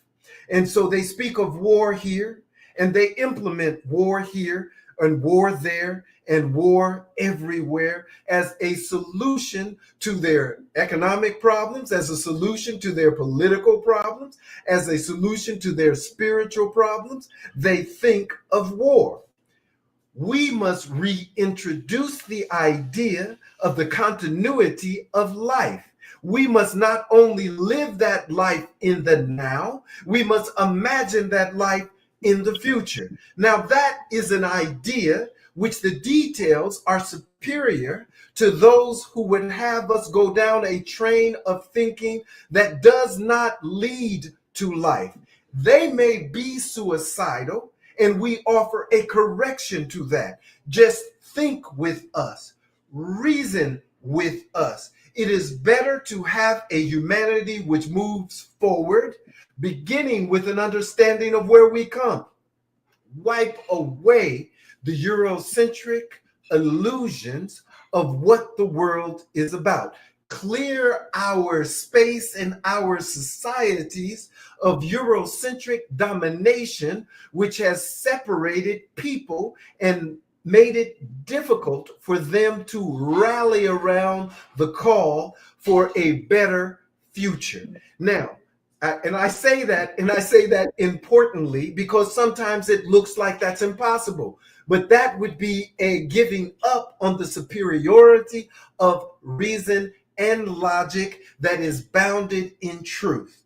And that the truth is what we're really trying to get at. Not a bunch of money, not a bunch of wealth. We are trying to elevate the truth in a way that improves the life of human beings, improves the life of animals, improves the life of trees and birds and all of the things in our universe. As we begin to expand and become, like Octavia Butler says, become earth seeds. become those who transmit the knowledge from which we come. So I would like to suggest to you that we have been here for a very long time. The United States, not so long. Europe, not so long. We have been here for a very long time. We have built civilizations that they have forgotten about. We have built more civilizations than they write about. And we have to rescue that knowledge as a solution to solving the problems. The reason I spend a lot of time dealing with logic and reasoning is because we have been convinced, as all of humanity has been convinced, that what we have now is the solution to problems. And that is how we got here, because we developed the science to solve those problems. We developed the medical systems to solve those problems. But come on, look at the world we live in. If we want to develop science and develop these things to improve the situation of humanity, these things would be available to all of humanity. They are not being driven by the engine of capitalism. They are being prevented from being offered to all of humanity because of the limits of how capitalism presents itself.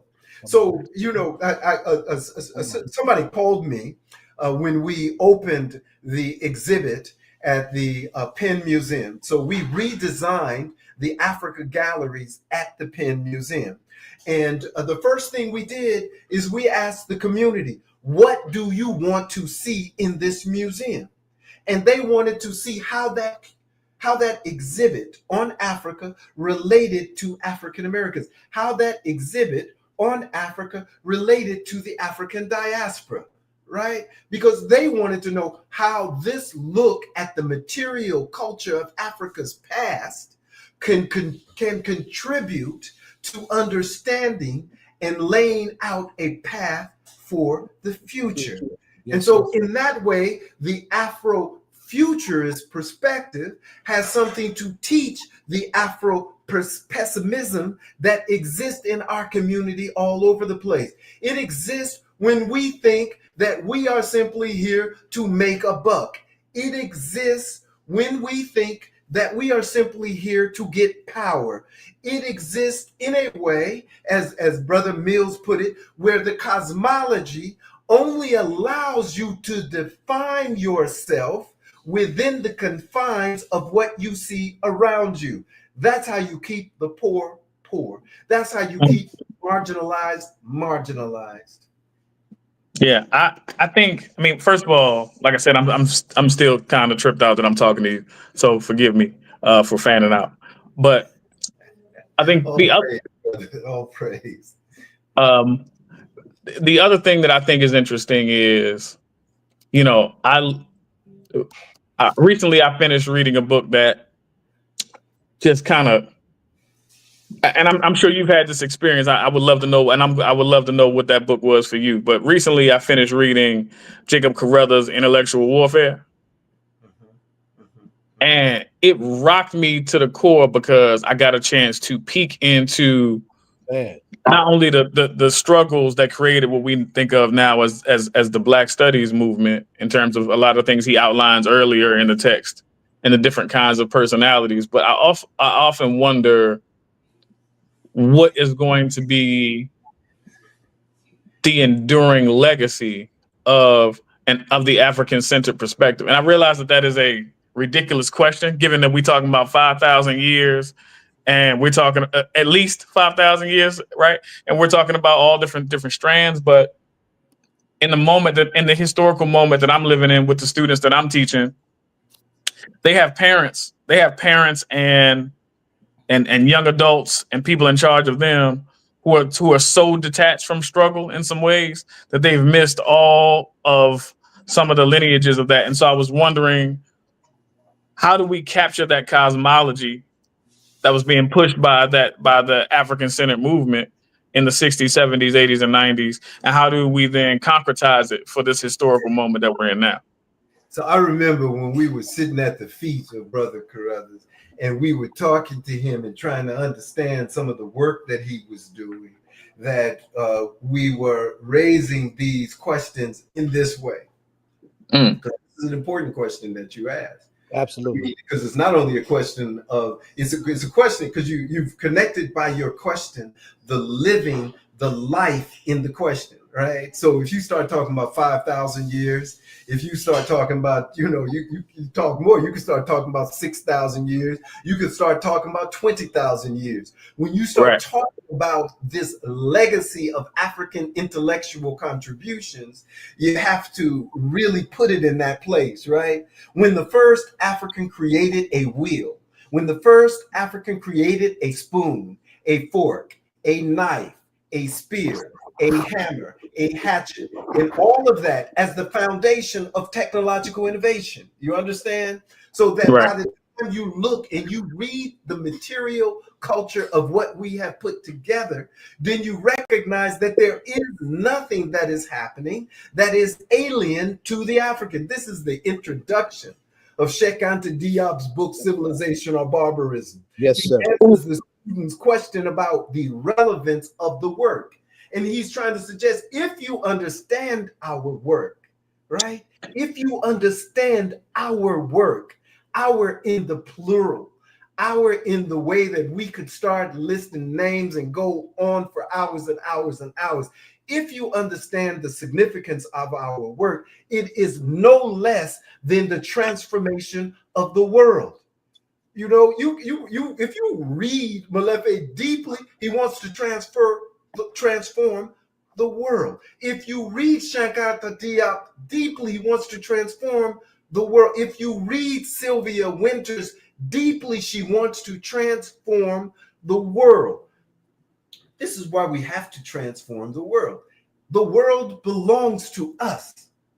The future belongs to us. And we must take ownership of this future and of this world. So the future of an African-centered perspective is to correct for all of humanity the distortions of Eurocentrism. See, the thing is, I'm trying to tell you that there is no a scientific basis for a Eurocentric political science or Eurocentric economics.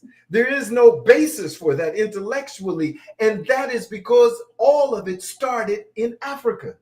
We can stop the interview. We can stop the interview right now, right? We could turn the stream off, everything. Just we could do like church had a benediction right there. Right? When you say, because here's the thing that I think jumps out at me in reading your work, and it was the hardest part to translate to kids, although we had a great time doing it over like 6. We read the book for. Chris, I think you froze. And he was in the middle of a great question too. It's interesting to me, and I think that jumps out. And I'm thinking about it. When you talk about there's no scientific basis for European cosmology, the reason Jacob Carruthers' book has so shocked me is essentially the argument is then that means a warlike, power-drunk intervention into humanity created that as a concrete reality, not any sort of intellectual or empirical superiority. So what is it? What to that you say what? He wrote a book called Irritated Genie. Loved it. And in this book, he tried to call the attention to the significance and the relevance of something that we forget, which is Haiti. That's right. Now, Haiti exists at a moment when Africa is being gobbled up by colonial powers, when African people are being snatched from Africa and thrown all over the world. And here comes this place where the people stand up and say, we are all humans. We end enslavement. And they engaged in the activities that ended enslavement in Haiti. As an example to Bolivar and the Bolivarian Revolution in Latin America. In fact, they suggested to him, they said, listen, Bolivar, we'll give you some guns. We will give you some paper. We will give you some money. But what you have to do is promise us that you will end enslavement. Now, he didn't do that. Okay, he did not follow that prescription. But the very notion of Haiti is directly connected to Nat Turner, is directly connected to Denmark Vesey, is directly connected to John Brown and those Africans at Harper's Ferry, is directly connected to the general strike led by African people when they walked off those plantations and won the Civil War. So all of these things have a continuity all the way up to the moment right now that we are in, telling us that, yes, we have a solution for this. Okay? You just have to listen to us. Because we've had time to study what happens when they arrest people and disappear them. Because many of us and many of our people have been lost in the prison system. We have experience of having the defunding of our universities, the defunding of our educational processes. We understand. We have the experience of being, denied funding for our research, having that money pulled from us because of the complaints of some Eurocentric scholars. We have all of this experience, and we can teach how to keep going in a principled way when unprincipled fascist ways of doing things present themselves. There was a group of kids who over a series of days, they came and they interviewed me here in Philadelphia on the significance of a book that Du Bois wrote called The Philadelphia Negro.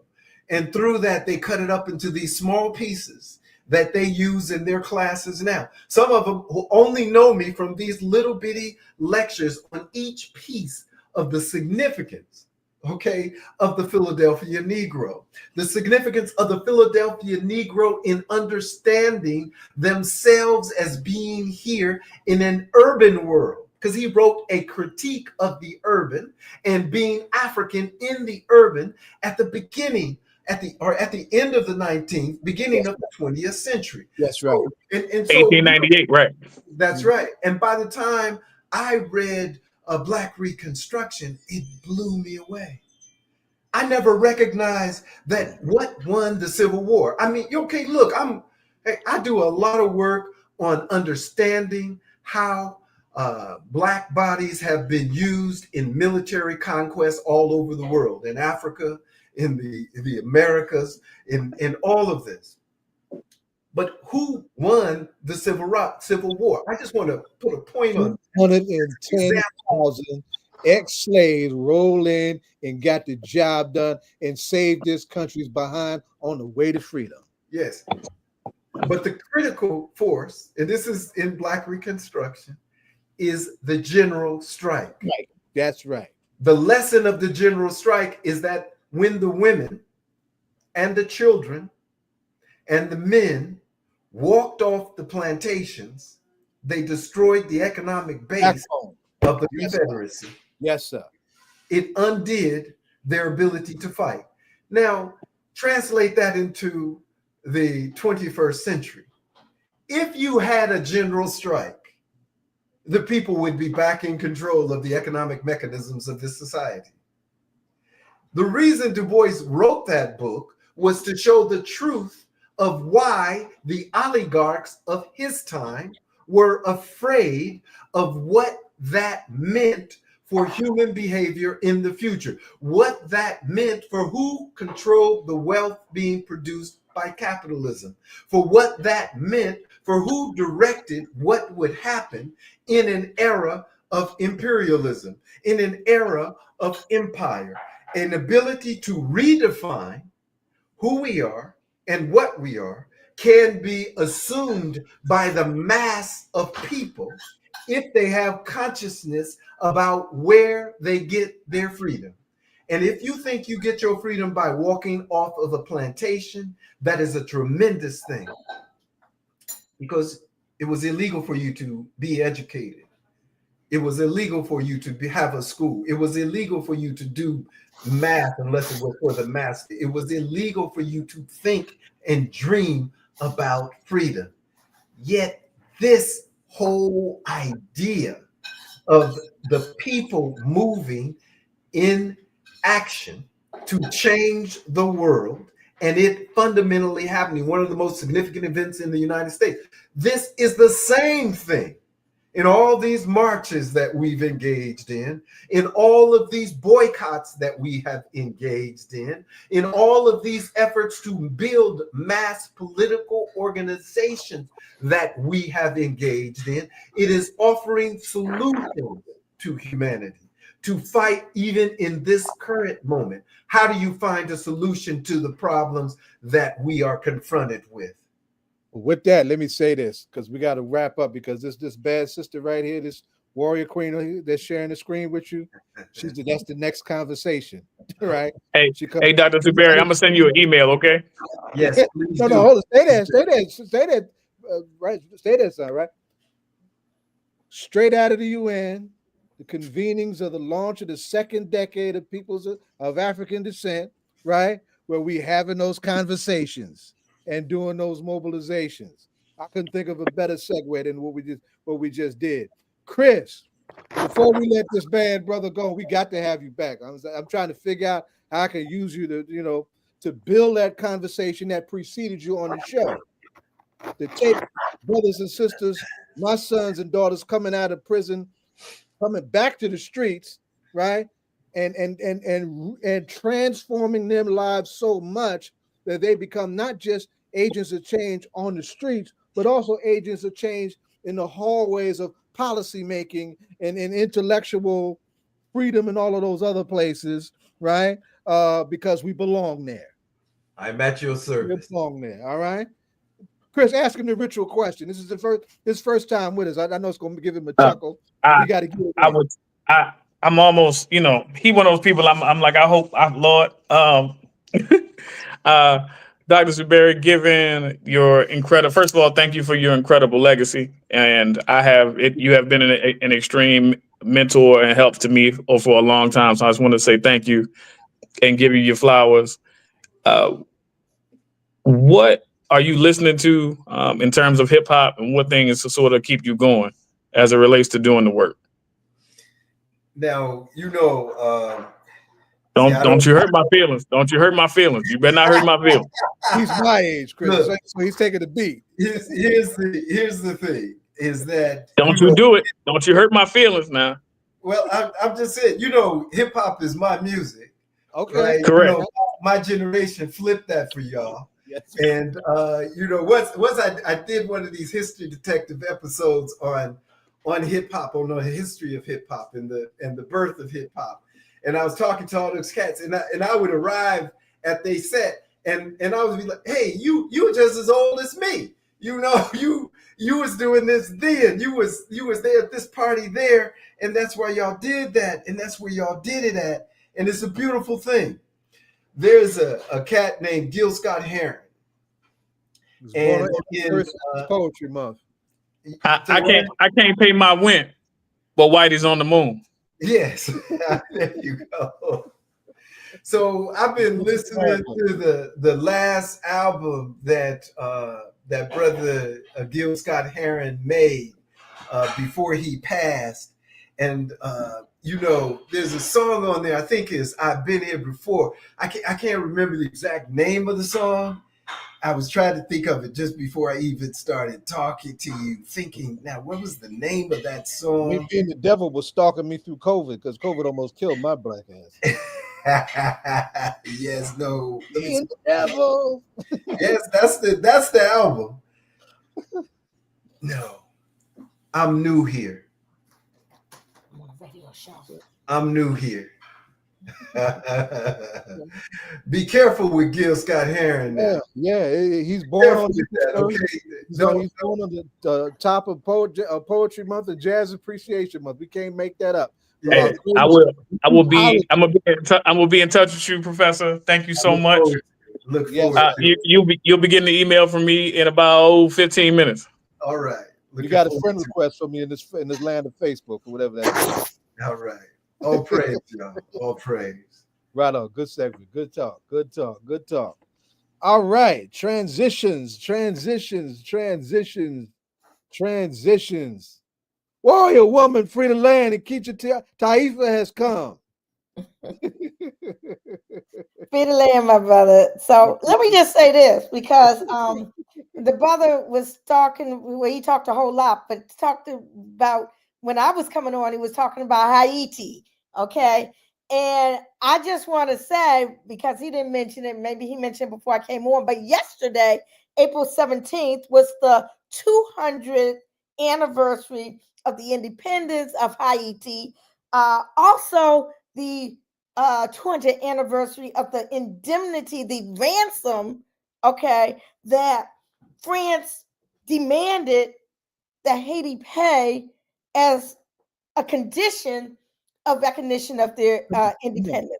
And that was a major theme of the United Nations Permanent Forum for the African people of African descent that just concluded yesterday at the United Nations in New York. And that was a major theme. And during that time, also interesting, French President Macron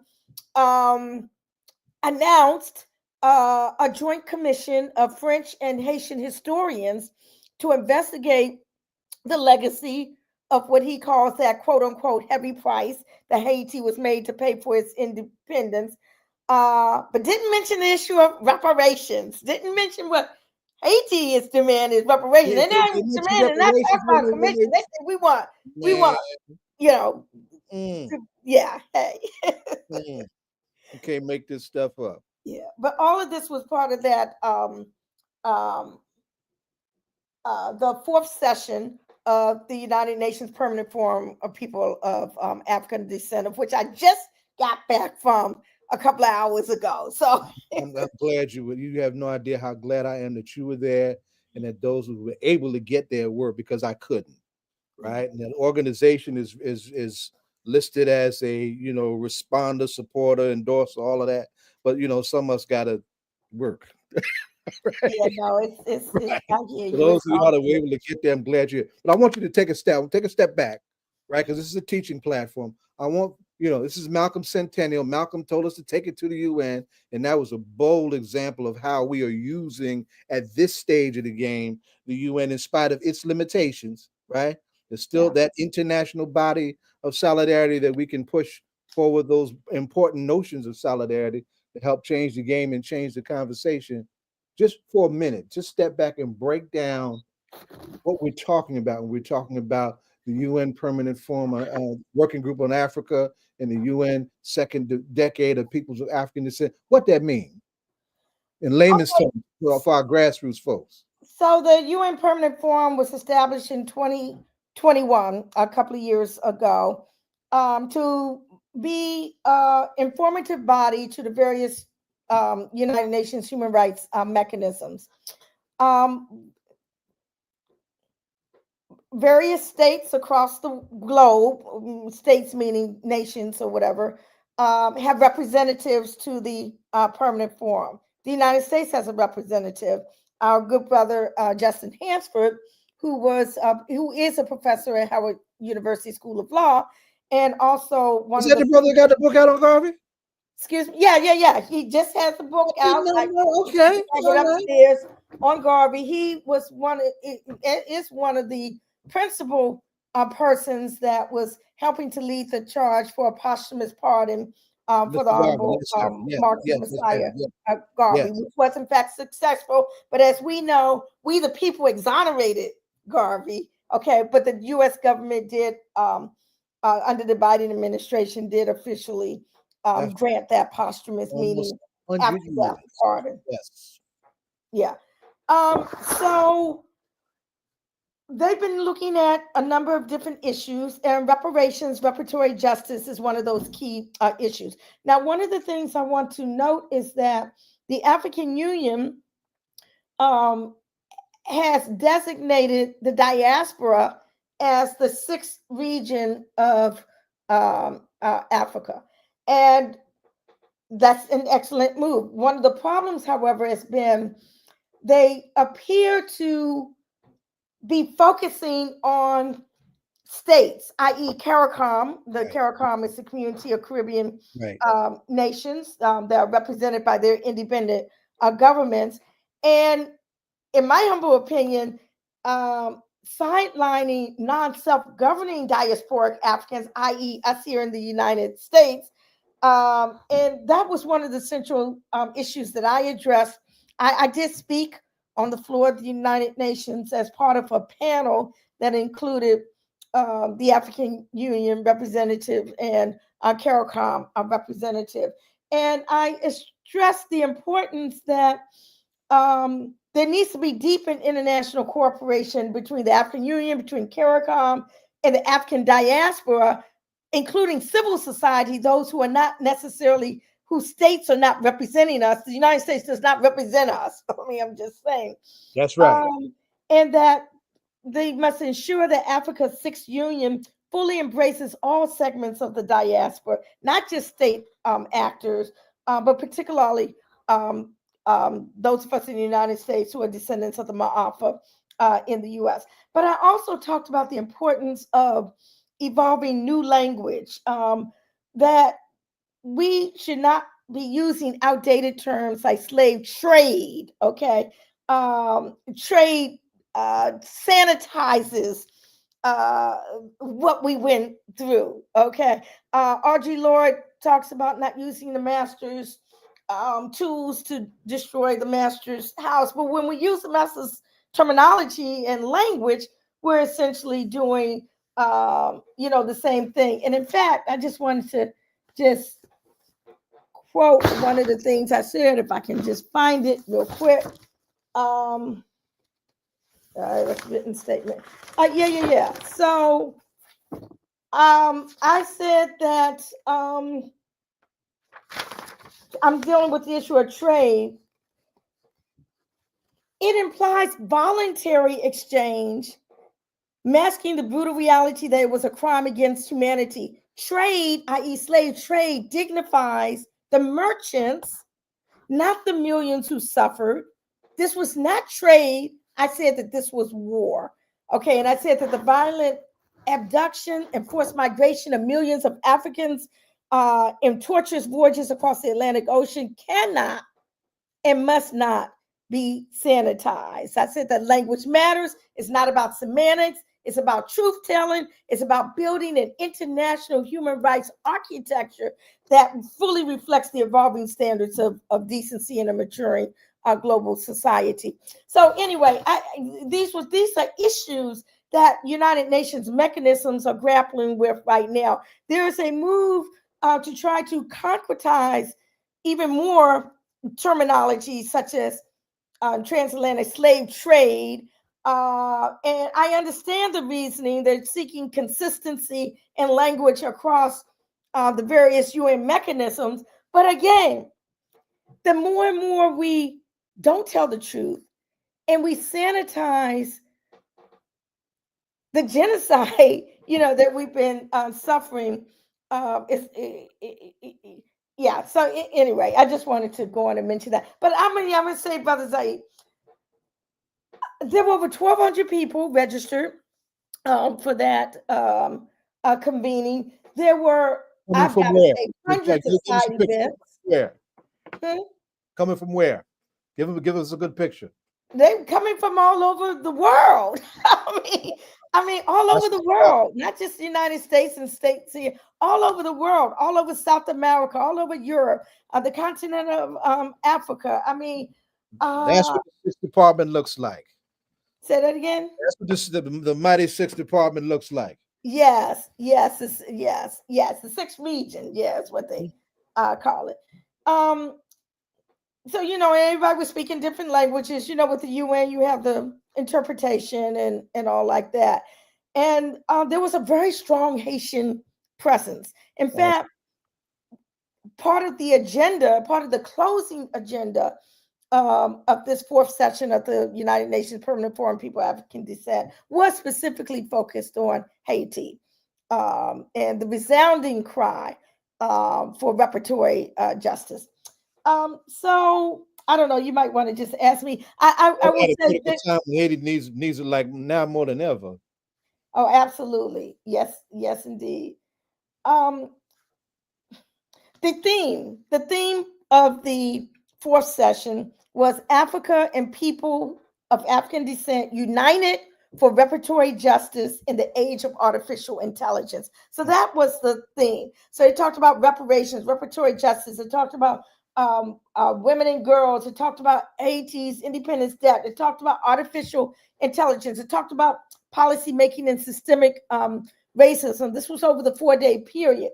And in addition to the official proceedings that were on the floor of the United Nations, there were like, I can't even say dozens, more than dozens, maybe less than hundreds, but a hell of a whole lot of side events tackling just many different issues. I myself even conducted a side event dealing with 3 scenarios of reparations, scenario dealing with the past, one dealing with the present, and one dealing with the future. And I had about 10 different reparation experts as part of that panel, including Dr. Cheryl Grills, who was part of the California Reparations Task Force. I met her in St. Louis with you. Yes. Oh, okay. Yes, indeed. Yes.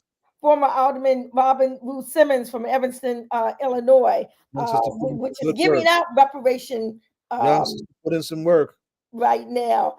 Reverend Robert Turner, who has been doing these walks from Baltimore to the White House demanding reparations. Sister Kenneth Henry, who is the co-chair of NCOBRA, National Coalition of Blacks for Reparations in America. Nicole Carty, who's the director of a group called Get Free, which is organizing young people and students to take up the banner. Kim Howard, an activist in the global good brother from Chicago. Yes, sir. From Chicago, yes, indeed. Right. Jessica Ann Mitchell, Abu Boy. I mean, the list goes on and on. So I guess I'm just saying that the time is now. That's right. We don't need to wait any longer for justice, for reparatory justice. The time is now. And this is the second decade of the International Decade for People of African Descent. The first decade ended last year, and now the United Nations has, based on demands of we the people, have granted an additional decade, 2025 through add up 10 years for the 2035. End of 2024. I'm 34. Right. You got it. Yeah. So listen, let's pivot now, right?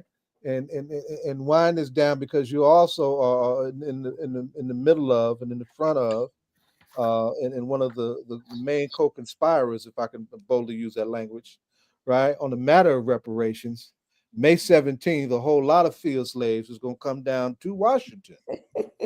You know, and make I'm gonna try and be cool about this, a joyful noise. I'd probably be the one that's not joyful, right? Around the question of reparations, because the time is indeed now, right? And yeah. So let's unpack and you know, Malcolm's Centennial. Yes. Right? In the young heads who ain't never, you know, dealt with this white man the way some of us have lived long enough to deal with him, right? Malcolm's Centennial and his echo from the land of the ancestors, build your united front, right? Yeah. Build your own bases, all those things that he smacked us upside our head with when he was walking tall with us many years ago. Other things that we absolutely need to do now to be the look, the feel, the taste, and the dance of resistance to this crazy white man at this particular moment, right? So tell everybody, let's lift that up. What we talking about? What we rolling like this on May 17th? Yes. Reparations. Yes, thank you so very much, my brother. Saturday, May 17th, all roads lead to Washington, D.C., y'all. Okay. There is going to be a national reparations rally. This is not a rally where we're going to the White House and demanding this and that. It's not a rally where we're going to Congress. It's for reparations loving people to come together. We need sometimes to be able to celebrate ourselves and our continuing struggle. We that's why I said we call it struggle, because we work. Well, this is an occasion where we're going to come together. We're going to celebrate. We're going to commemorate the 200th, the 100. Lord have mercy, the 100th centennial of the birth of El Hajj Malik El Shabazz, also known as Malcolm X. And what's really interesting about that, Brother Zaid, I remember being in 10th grade, and I'm writing, my poems and all like that, and I would put 6 ADM, meaning 6 years after the death of Malcolm. I mean, you know what I'm saying? I mean, I was conscious back then. You was riding like that as a teenager? I was selling drugs. Yeah, as a teenager. Oh, stop. I had to steal an autobiography of Malcolm X to get woke. But we recorded time in terms of the number of years that it passed. And I remember that. Yeah, but Brother Zaid, we are just so very blessed that you will be joining us in Washington, D.C., specifically to talk about the centennial of Malcolm X and the great work that you've been doing for decades in terms of helping to commemorate his birth each and every year. So you're going to be talking about that and making whatever linkages you might make to reparations. I mean, it's just that it was Malcolm that led us with respect to that human rights, international human rights path. All roads lead back to Malcolm. And before that, all roads lead to Garvey. I mean, it's just one continuum. All roads lead to Harriet Tubman. It's one continuum. Right. And we're continuing that continuum. So it's the National Reparations Rally. It's going to be in Washington, D.C. We have some keynote headliners. Dr. Michael Eric Dyson, Sister Robin Lou Simmons, Chairman O'Malley Yeshi Taylor, Attorney Adjua Ayatoro. And we will have virtual remarks from Dr. Maulana Karenga, actress Erica Alexander, and Reverend Ben Chavis. And, we're going to have, when we celebrate, you got to have entertainment. You know what I'm talking about? We have Vazquez, a rapper from California, who actually I'm blessed to be on a single with him talking about reparations. So we got to get him on. We're going to be debuting that. Okay. Our own Ayana Gregory, the daughter of Dick Gregory, our own Afi Soul. Let's see, who else do we have? Free Benjamin. We have Laini Mataka.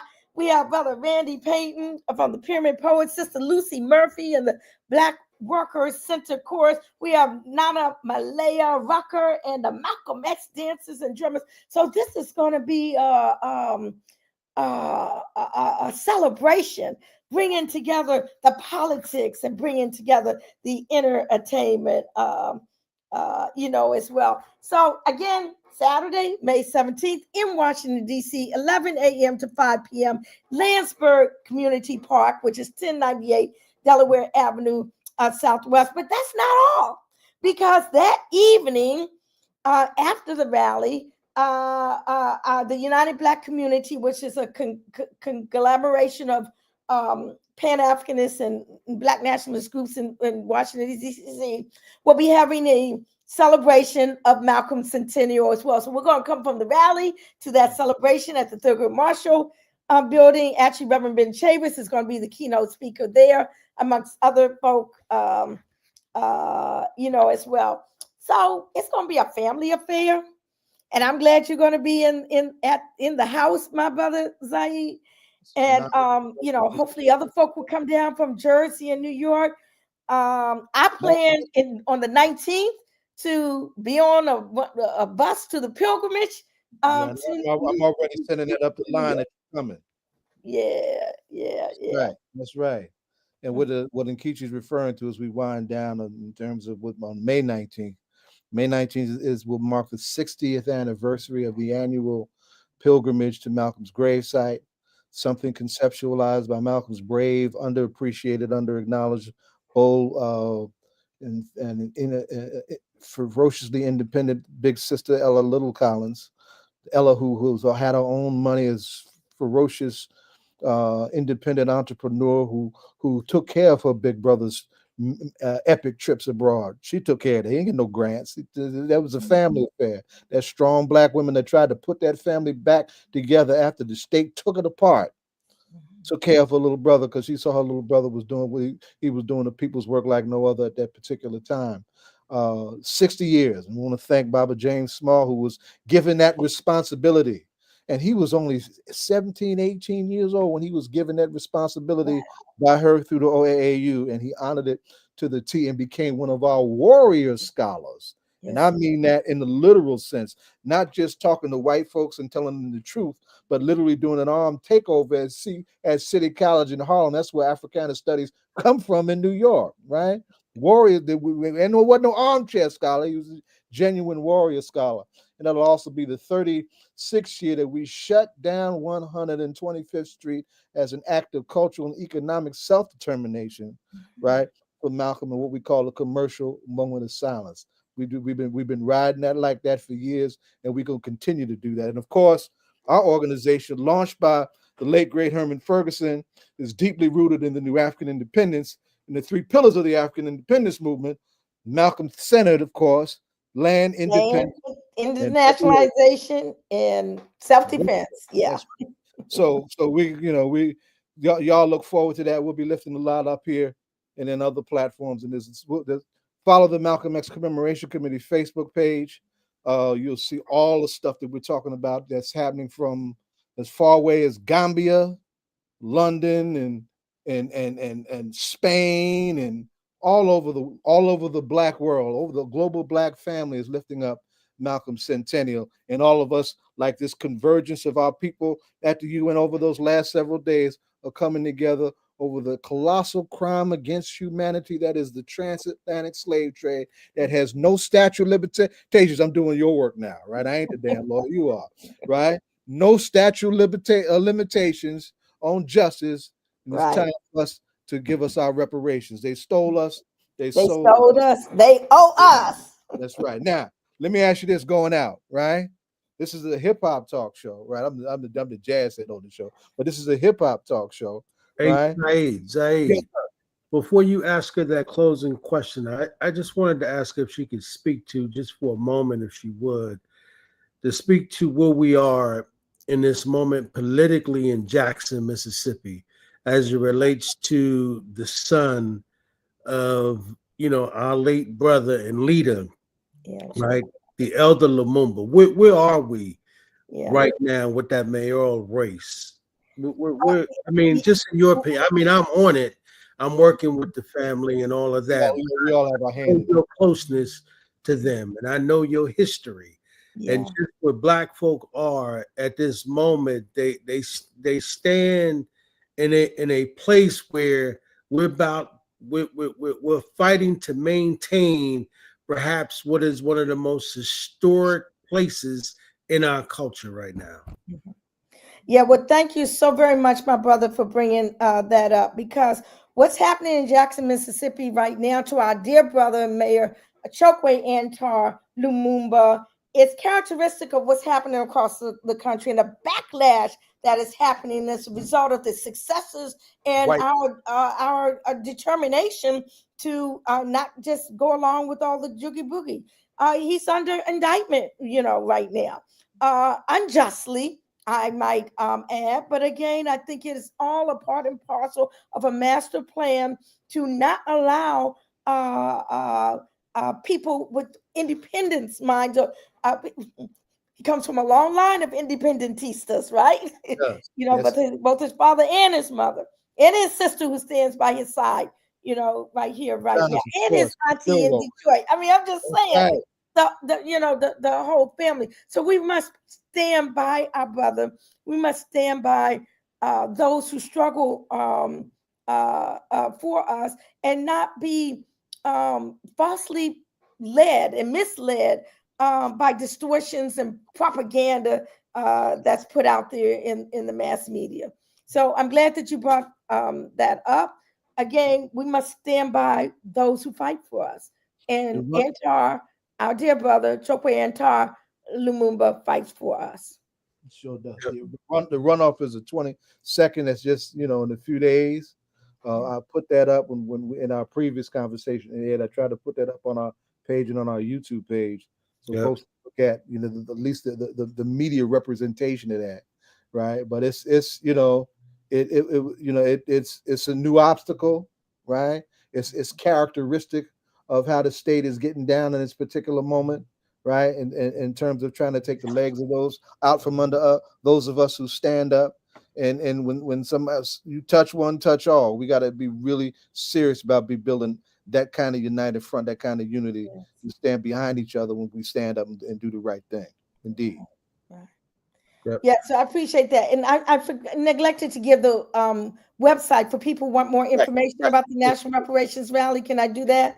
Yes, ma'am. Before we close, this rally has been endorsed by over 200 organizations nationwide. To find out more information about it or see the list of endorsing organizations, you can go to www.nationalreparationsnetwork.org. Right, nationalreparationsnetwork.org, and you can find all the information there. Thank you. So now we were asking you the ritual question on the way out. I'll give you a chance to come back to that. Who you listening to right now to keep yourself going? All right. So the whole time I was at the UN, I kept just drumming in my mind until the philosophy that holds one race superior and another inferior is totally and permanently discredited and abandoned. Everywhere is war. Bob Marley's got to be war in the East, war in the West, war. I mean, I'm just saying, it's like we're in a state of war right here, right now. Okay. And that was done. That was the speech that was done at the UN, actually. Right? Yeah. By Haile Selassie. That was the speech. Okay. And that Bob Marley made into the song War. So I gotta lift that up. I know that's not what y'all traditionally. That's what you rocking to. That's what you're rocking to. Yeah. No, the question was what you rocking to. You answered it. Yeah. It's all good. Now, but like Zaid said, this is a learning platform, right? So not only are we providing information, right, and sounding the drum, but I think that more to the point, Black folk need to be clear. We are actually in a war, right? And that entire war of ideas, is up front, and the pushing back of an entire people is at hand by a political government that is moving to erase us, right? Act as though there was no contributions by the Africans whatsoever. So we can't even talk about reparations, right? If you automatically say we didn't exist, well, you don't owe us anything. We didn't make no contributions. We weren't here. You guys committed no crimes. So therefore, what do we owe you? Yeah. We're talking about giving reparations to the white folk and the white folk that stormed the Capitol. I mean, I'm just saying the absurdity of what's going on in this country right now is kind of it's mind-boggling. It's totally and completely mind-boggling. So I didn't mean to interrupt you. Same crazy white folks have something that makes them real and dangerous, and that's unity. And we need to understand that they're not playing and we shouldn't play either. And this is a historic moment. There will come a time we have to really bang with these bad boys all over again. Let's get ready. Yeah, and Zaid said that last night while we were sitting there listening to Mayor Baraka's State of the City. And one of the things he said in that speech was, as he got to his closing, when he talked about them having more money than us, about them having more assets than us. But the thing that has always pulled us through was our ability to unite, to come together. And I think that that's what needs to happen now. The only problem is that, we've got so many of our people who are willing to sell us out, right? And to sell out, right, the struggle. And that's where we are. I mean, that's what's happening. We got that problem in Jackson. We got that problem in Newark, right? Yes. And so it's difficult, when you have the sons and daughters, right, of those brothers who put it all on the line, right? Like Brother Lumumba, like Brother Baraka. You know, you've got these elders who put it all on the line, and now their children are up against it as they try to maintain a Black political front.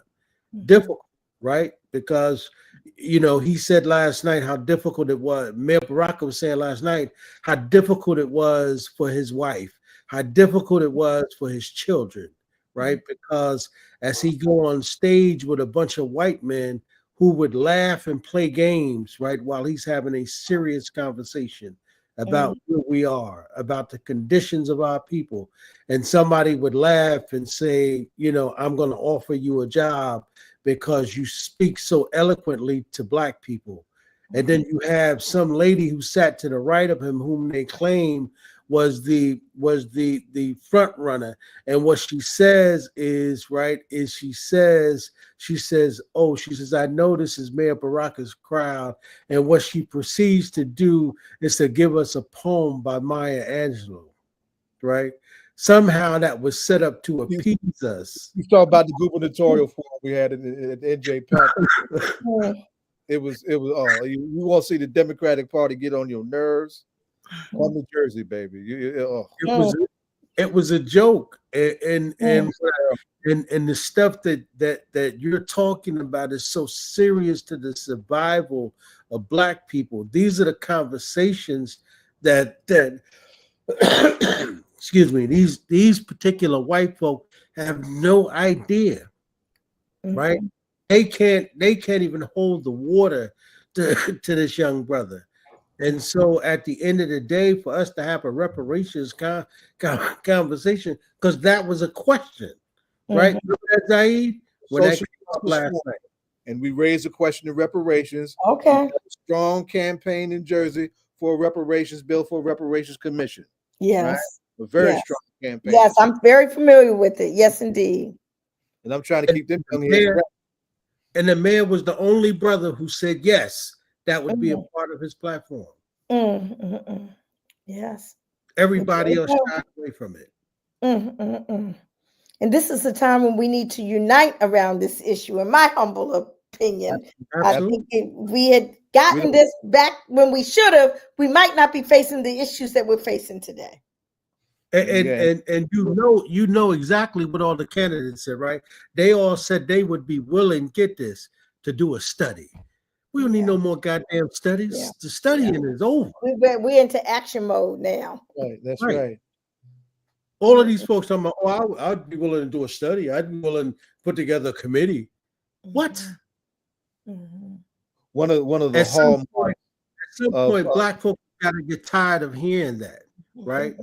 And we've got to really we've got to make a decision. I think, you know, that's why I've always said we've got to stop worrying about what they're going to do, and we've got to worry about what we're going to do. Ashe. Right? And we can't give a damn about what it is, right? And you know, because I think that what Trump has shown us is that he doesn't really care about what anyone else thinks that doesn't think in line with what he thinks. Yeah. It doesn't matter whether it doesn't matter what branch of government you are. If you don't think in line with what he thinks, that's it.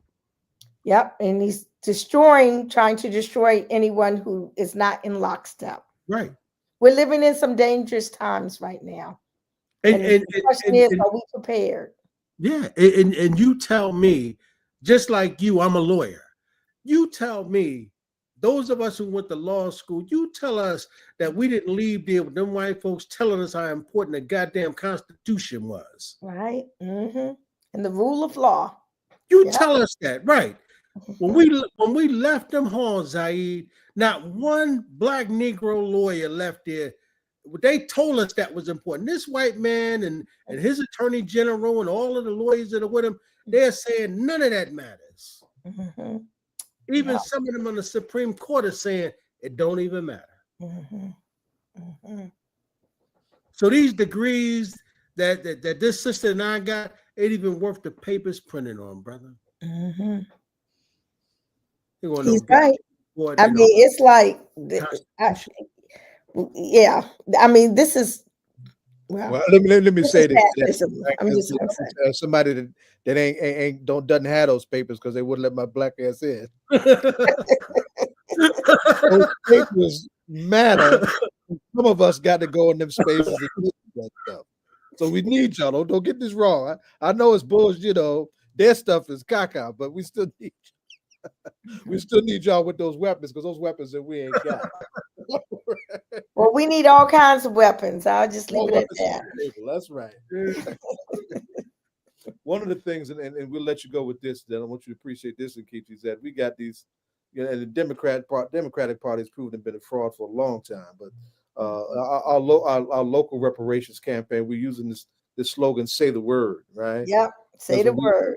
Got to that critical mass of all these co-sponsors in the assembly and all these co-sponsors in the Senate, and had everybody mobilizing the bill ready to go. And they're like, but you know, can't you use another word? All right. Can we call it, you know, an adjustment for, you know, whatever, you know, but that word is just, you know, folks don't understand it. You know, they understand it. And, you know, and there are more folks who are understanding it. And that's the pivotal space that we're in for this particular moment. In recent years, we have broken ground finally in multiracial space of support for reparations. Supposed to step back now? Oh, hell no. Just because you got some lunatics in Washington? No, it's like never before we're supposed to advance with the question of continuing to educate those spaces and conversations to grow our broader base to ultimately win. We're fighting to win our reparations. This ain't no, you know, exercise in rhetoric and staging, you know, pontification and oratory. And no, we're fighting to win. We fighting for Callie House. We fighting for Queen Mother Moore. We fighting for Brenda Sutton and all those lashes on her back from way back. We're not fighting to lose. We're fighting to win. Yes, I love that. That's right. We're fighting to win. Yes, indeed. Thank you for that. On the shoulders of our ancestors. Yes, ma'am. We must make them proud. Absolutely. And I know you need you some rest too, because you've been riding hard for the last few days trying to get this in, and I appreciate you. Right. And I look forward to seeing you in a few weeks. Yes, right? indeed. Okay. So go ahead and get yourself together, Queen. We get your beauty sleep on, right? We'll see you in a minute. Right. All right. Free the land. Free the land. Yes. Okay. Free the land. Yeah, that sister has been at it for a long time, man. You know, no doubt, brother. She listen, man. We were last time we were together. We were in St. Louis, and she was on the panel. This very sister that she was talking about, and then she said, I'm just turning 70. So God, we're getting old, shit. But she has been battling the reparations front for at least 40 years. Yeah. On the prisoner front for at least 40 years. She was one of Sundiata's lawyers. She was one of Tulu's lawyers, right? She's always been, when we put together our tribunal, a human rights tribunal a few years ago, she was and I didn't get a chance to lift this up in the conversation. She was our prosecutor, making the case, charging the United States with government. It was her, right? She has put in a lot of work. She's very dear to me and dear to us for a long time, and we first time I became aware of the sister was, her doing, getting her chops, and her experience working next to, Brother Lumumba. Yeah. Daddy, talking about Daddy now. Yeah. She come up under all of them. Yeah. That's right. I mean? It's a handful of them, but she was one that understood that assignment, clearly took it personal, and has been forever committed since then. That's right. Absolutely right. Yeah. We got people Kaya back on too. Yeah. She ain't been on in a minute. She's been on my mind. I talk every once in a while. You more in touch with her than I am, but I miss little sister. She's working hard. No. Well, just like she said, I mean, Rakia is definitely she fighting now, bro. You know what I mean? So, her whole focus, man, is to try and get her brother reelected, right? And it's a struggle, man. But we on it, you know what I mean? So, Yeah. but yeah, man, we'll definitely get it back on, man, to talk about whatever. But we need to try and do as much work as we can in the next couple of days. Just to knock on as many doors. I'm working the phones, so we're just gonna do what we can, brother Zaid, and pray for the ancestors to step in and do some of the work with us, brother. Yeah, indeed, and shake off those cobwebs of confusion that are going on down there. It's major, brother. But you got to remember, just like that sister, just like Taifa just said, brother. I mean, this is happening all over, brother. These people are spending that money, brother. Yes. And our people got low information. So when we're talking culture, we're talking, them possibly privatizing water. These folks can't even. I mean, they act like they can't see that. Yeah, they can't conceive it. And I mean, all of that stuff. I mean, that's just like somebody saying, when they talk about Trump, we tried to tell you, right? And now all of a sudden, you see this outcome. Yeah. So, I mean, that's what we up against. But Zaid, we out of time, man. So let's, obviously, we want to thank Brother Larry for coming through. Good conversation. Yeah, he came in on time for a change. And got a lot out of when we got him in there, right? Yeah. There's a lot of work that's going into that convention too, and he's not taking his retirement from the land of work lightly. He's putting in more work on the front for social justice. So we have to appreciate our brother and our comrade for that, right? I'm very proud of my folks from Newark Community Street Team for being involved in that study. As soon as that study becomes available, we'll do more on it. Yeah, right? Share that out. We'll have some more conversations about it. And there's been other studies that we've been in. The folks that I work for, Equal Justice USA, we had a similar study done several years ago on Newark. We call it the Newark case study. And so those kind of things are important in spite of the crazy folks who are not interested in facts and data and truth.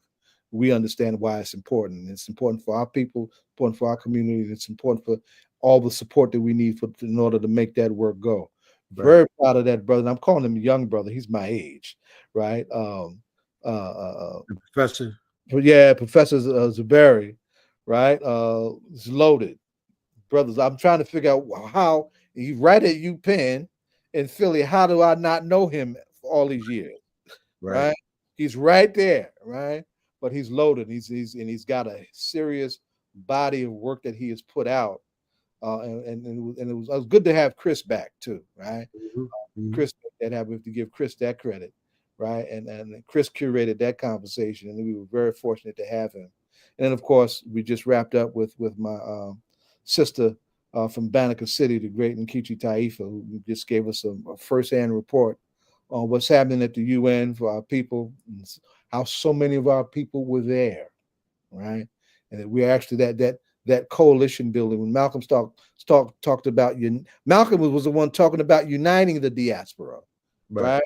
And that was one of the important, points of challenge for his organization of Afro-American unity. Afro-American, any person of African descent in the Americas, from Canada to Buenos Aires, was an Afro-American. It was a revolutionary redefinition of what that meant, right? And we're starting to see that conversation begin to bubble up along those lines. So glad to have Nkechi with that.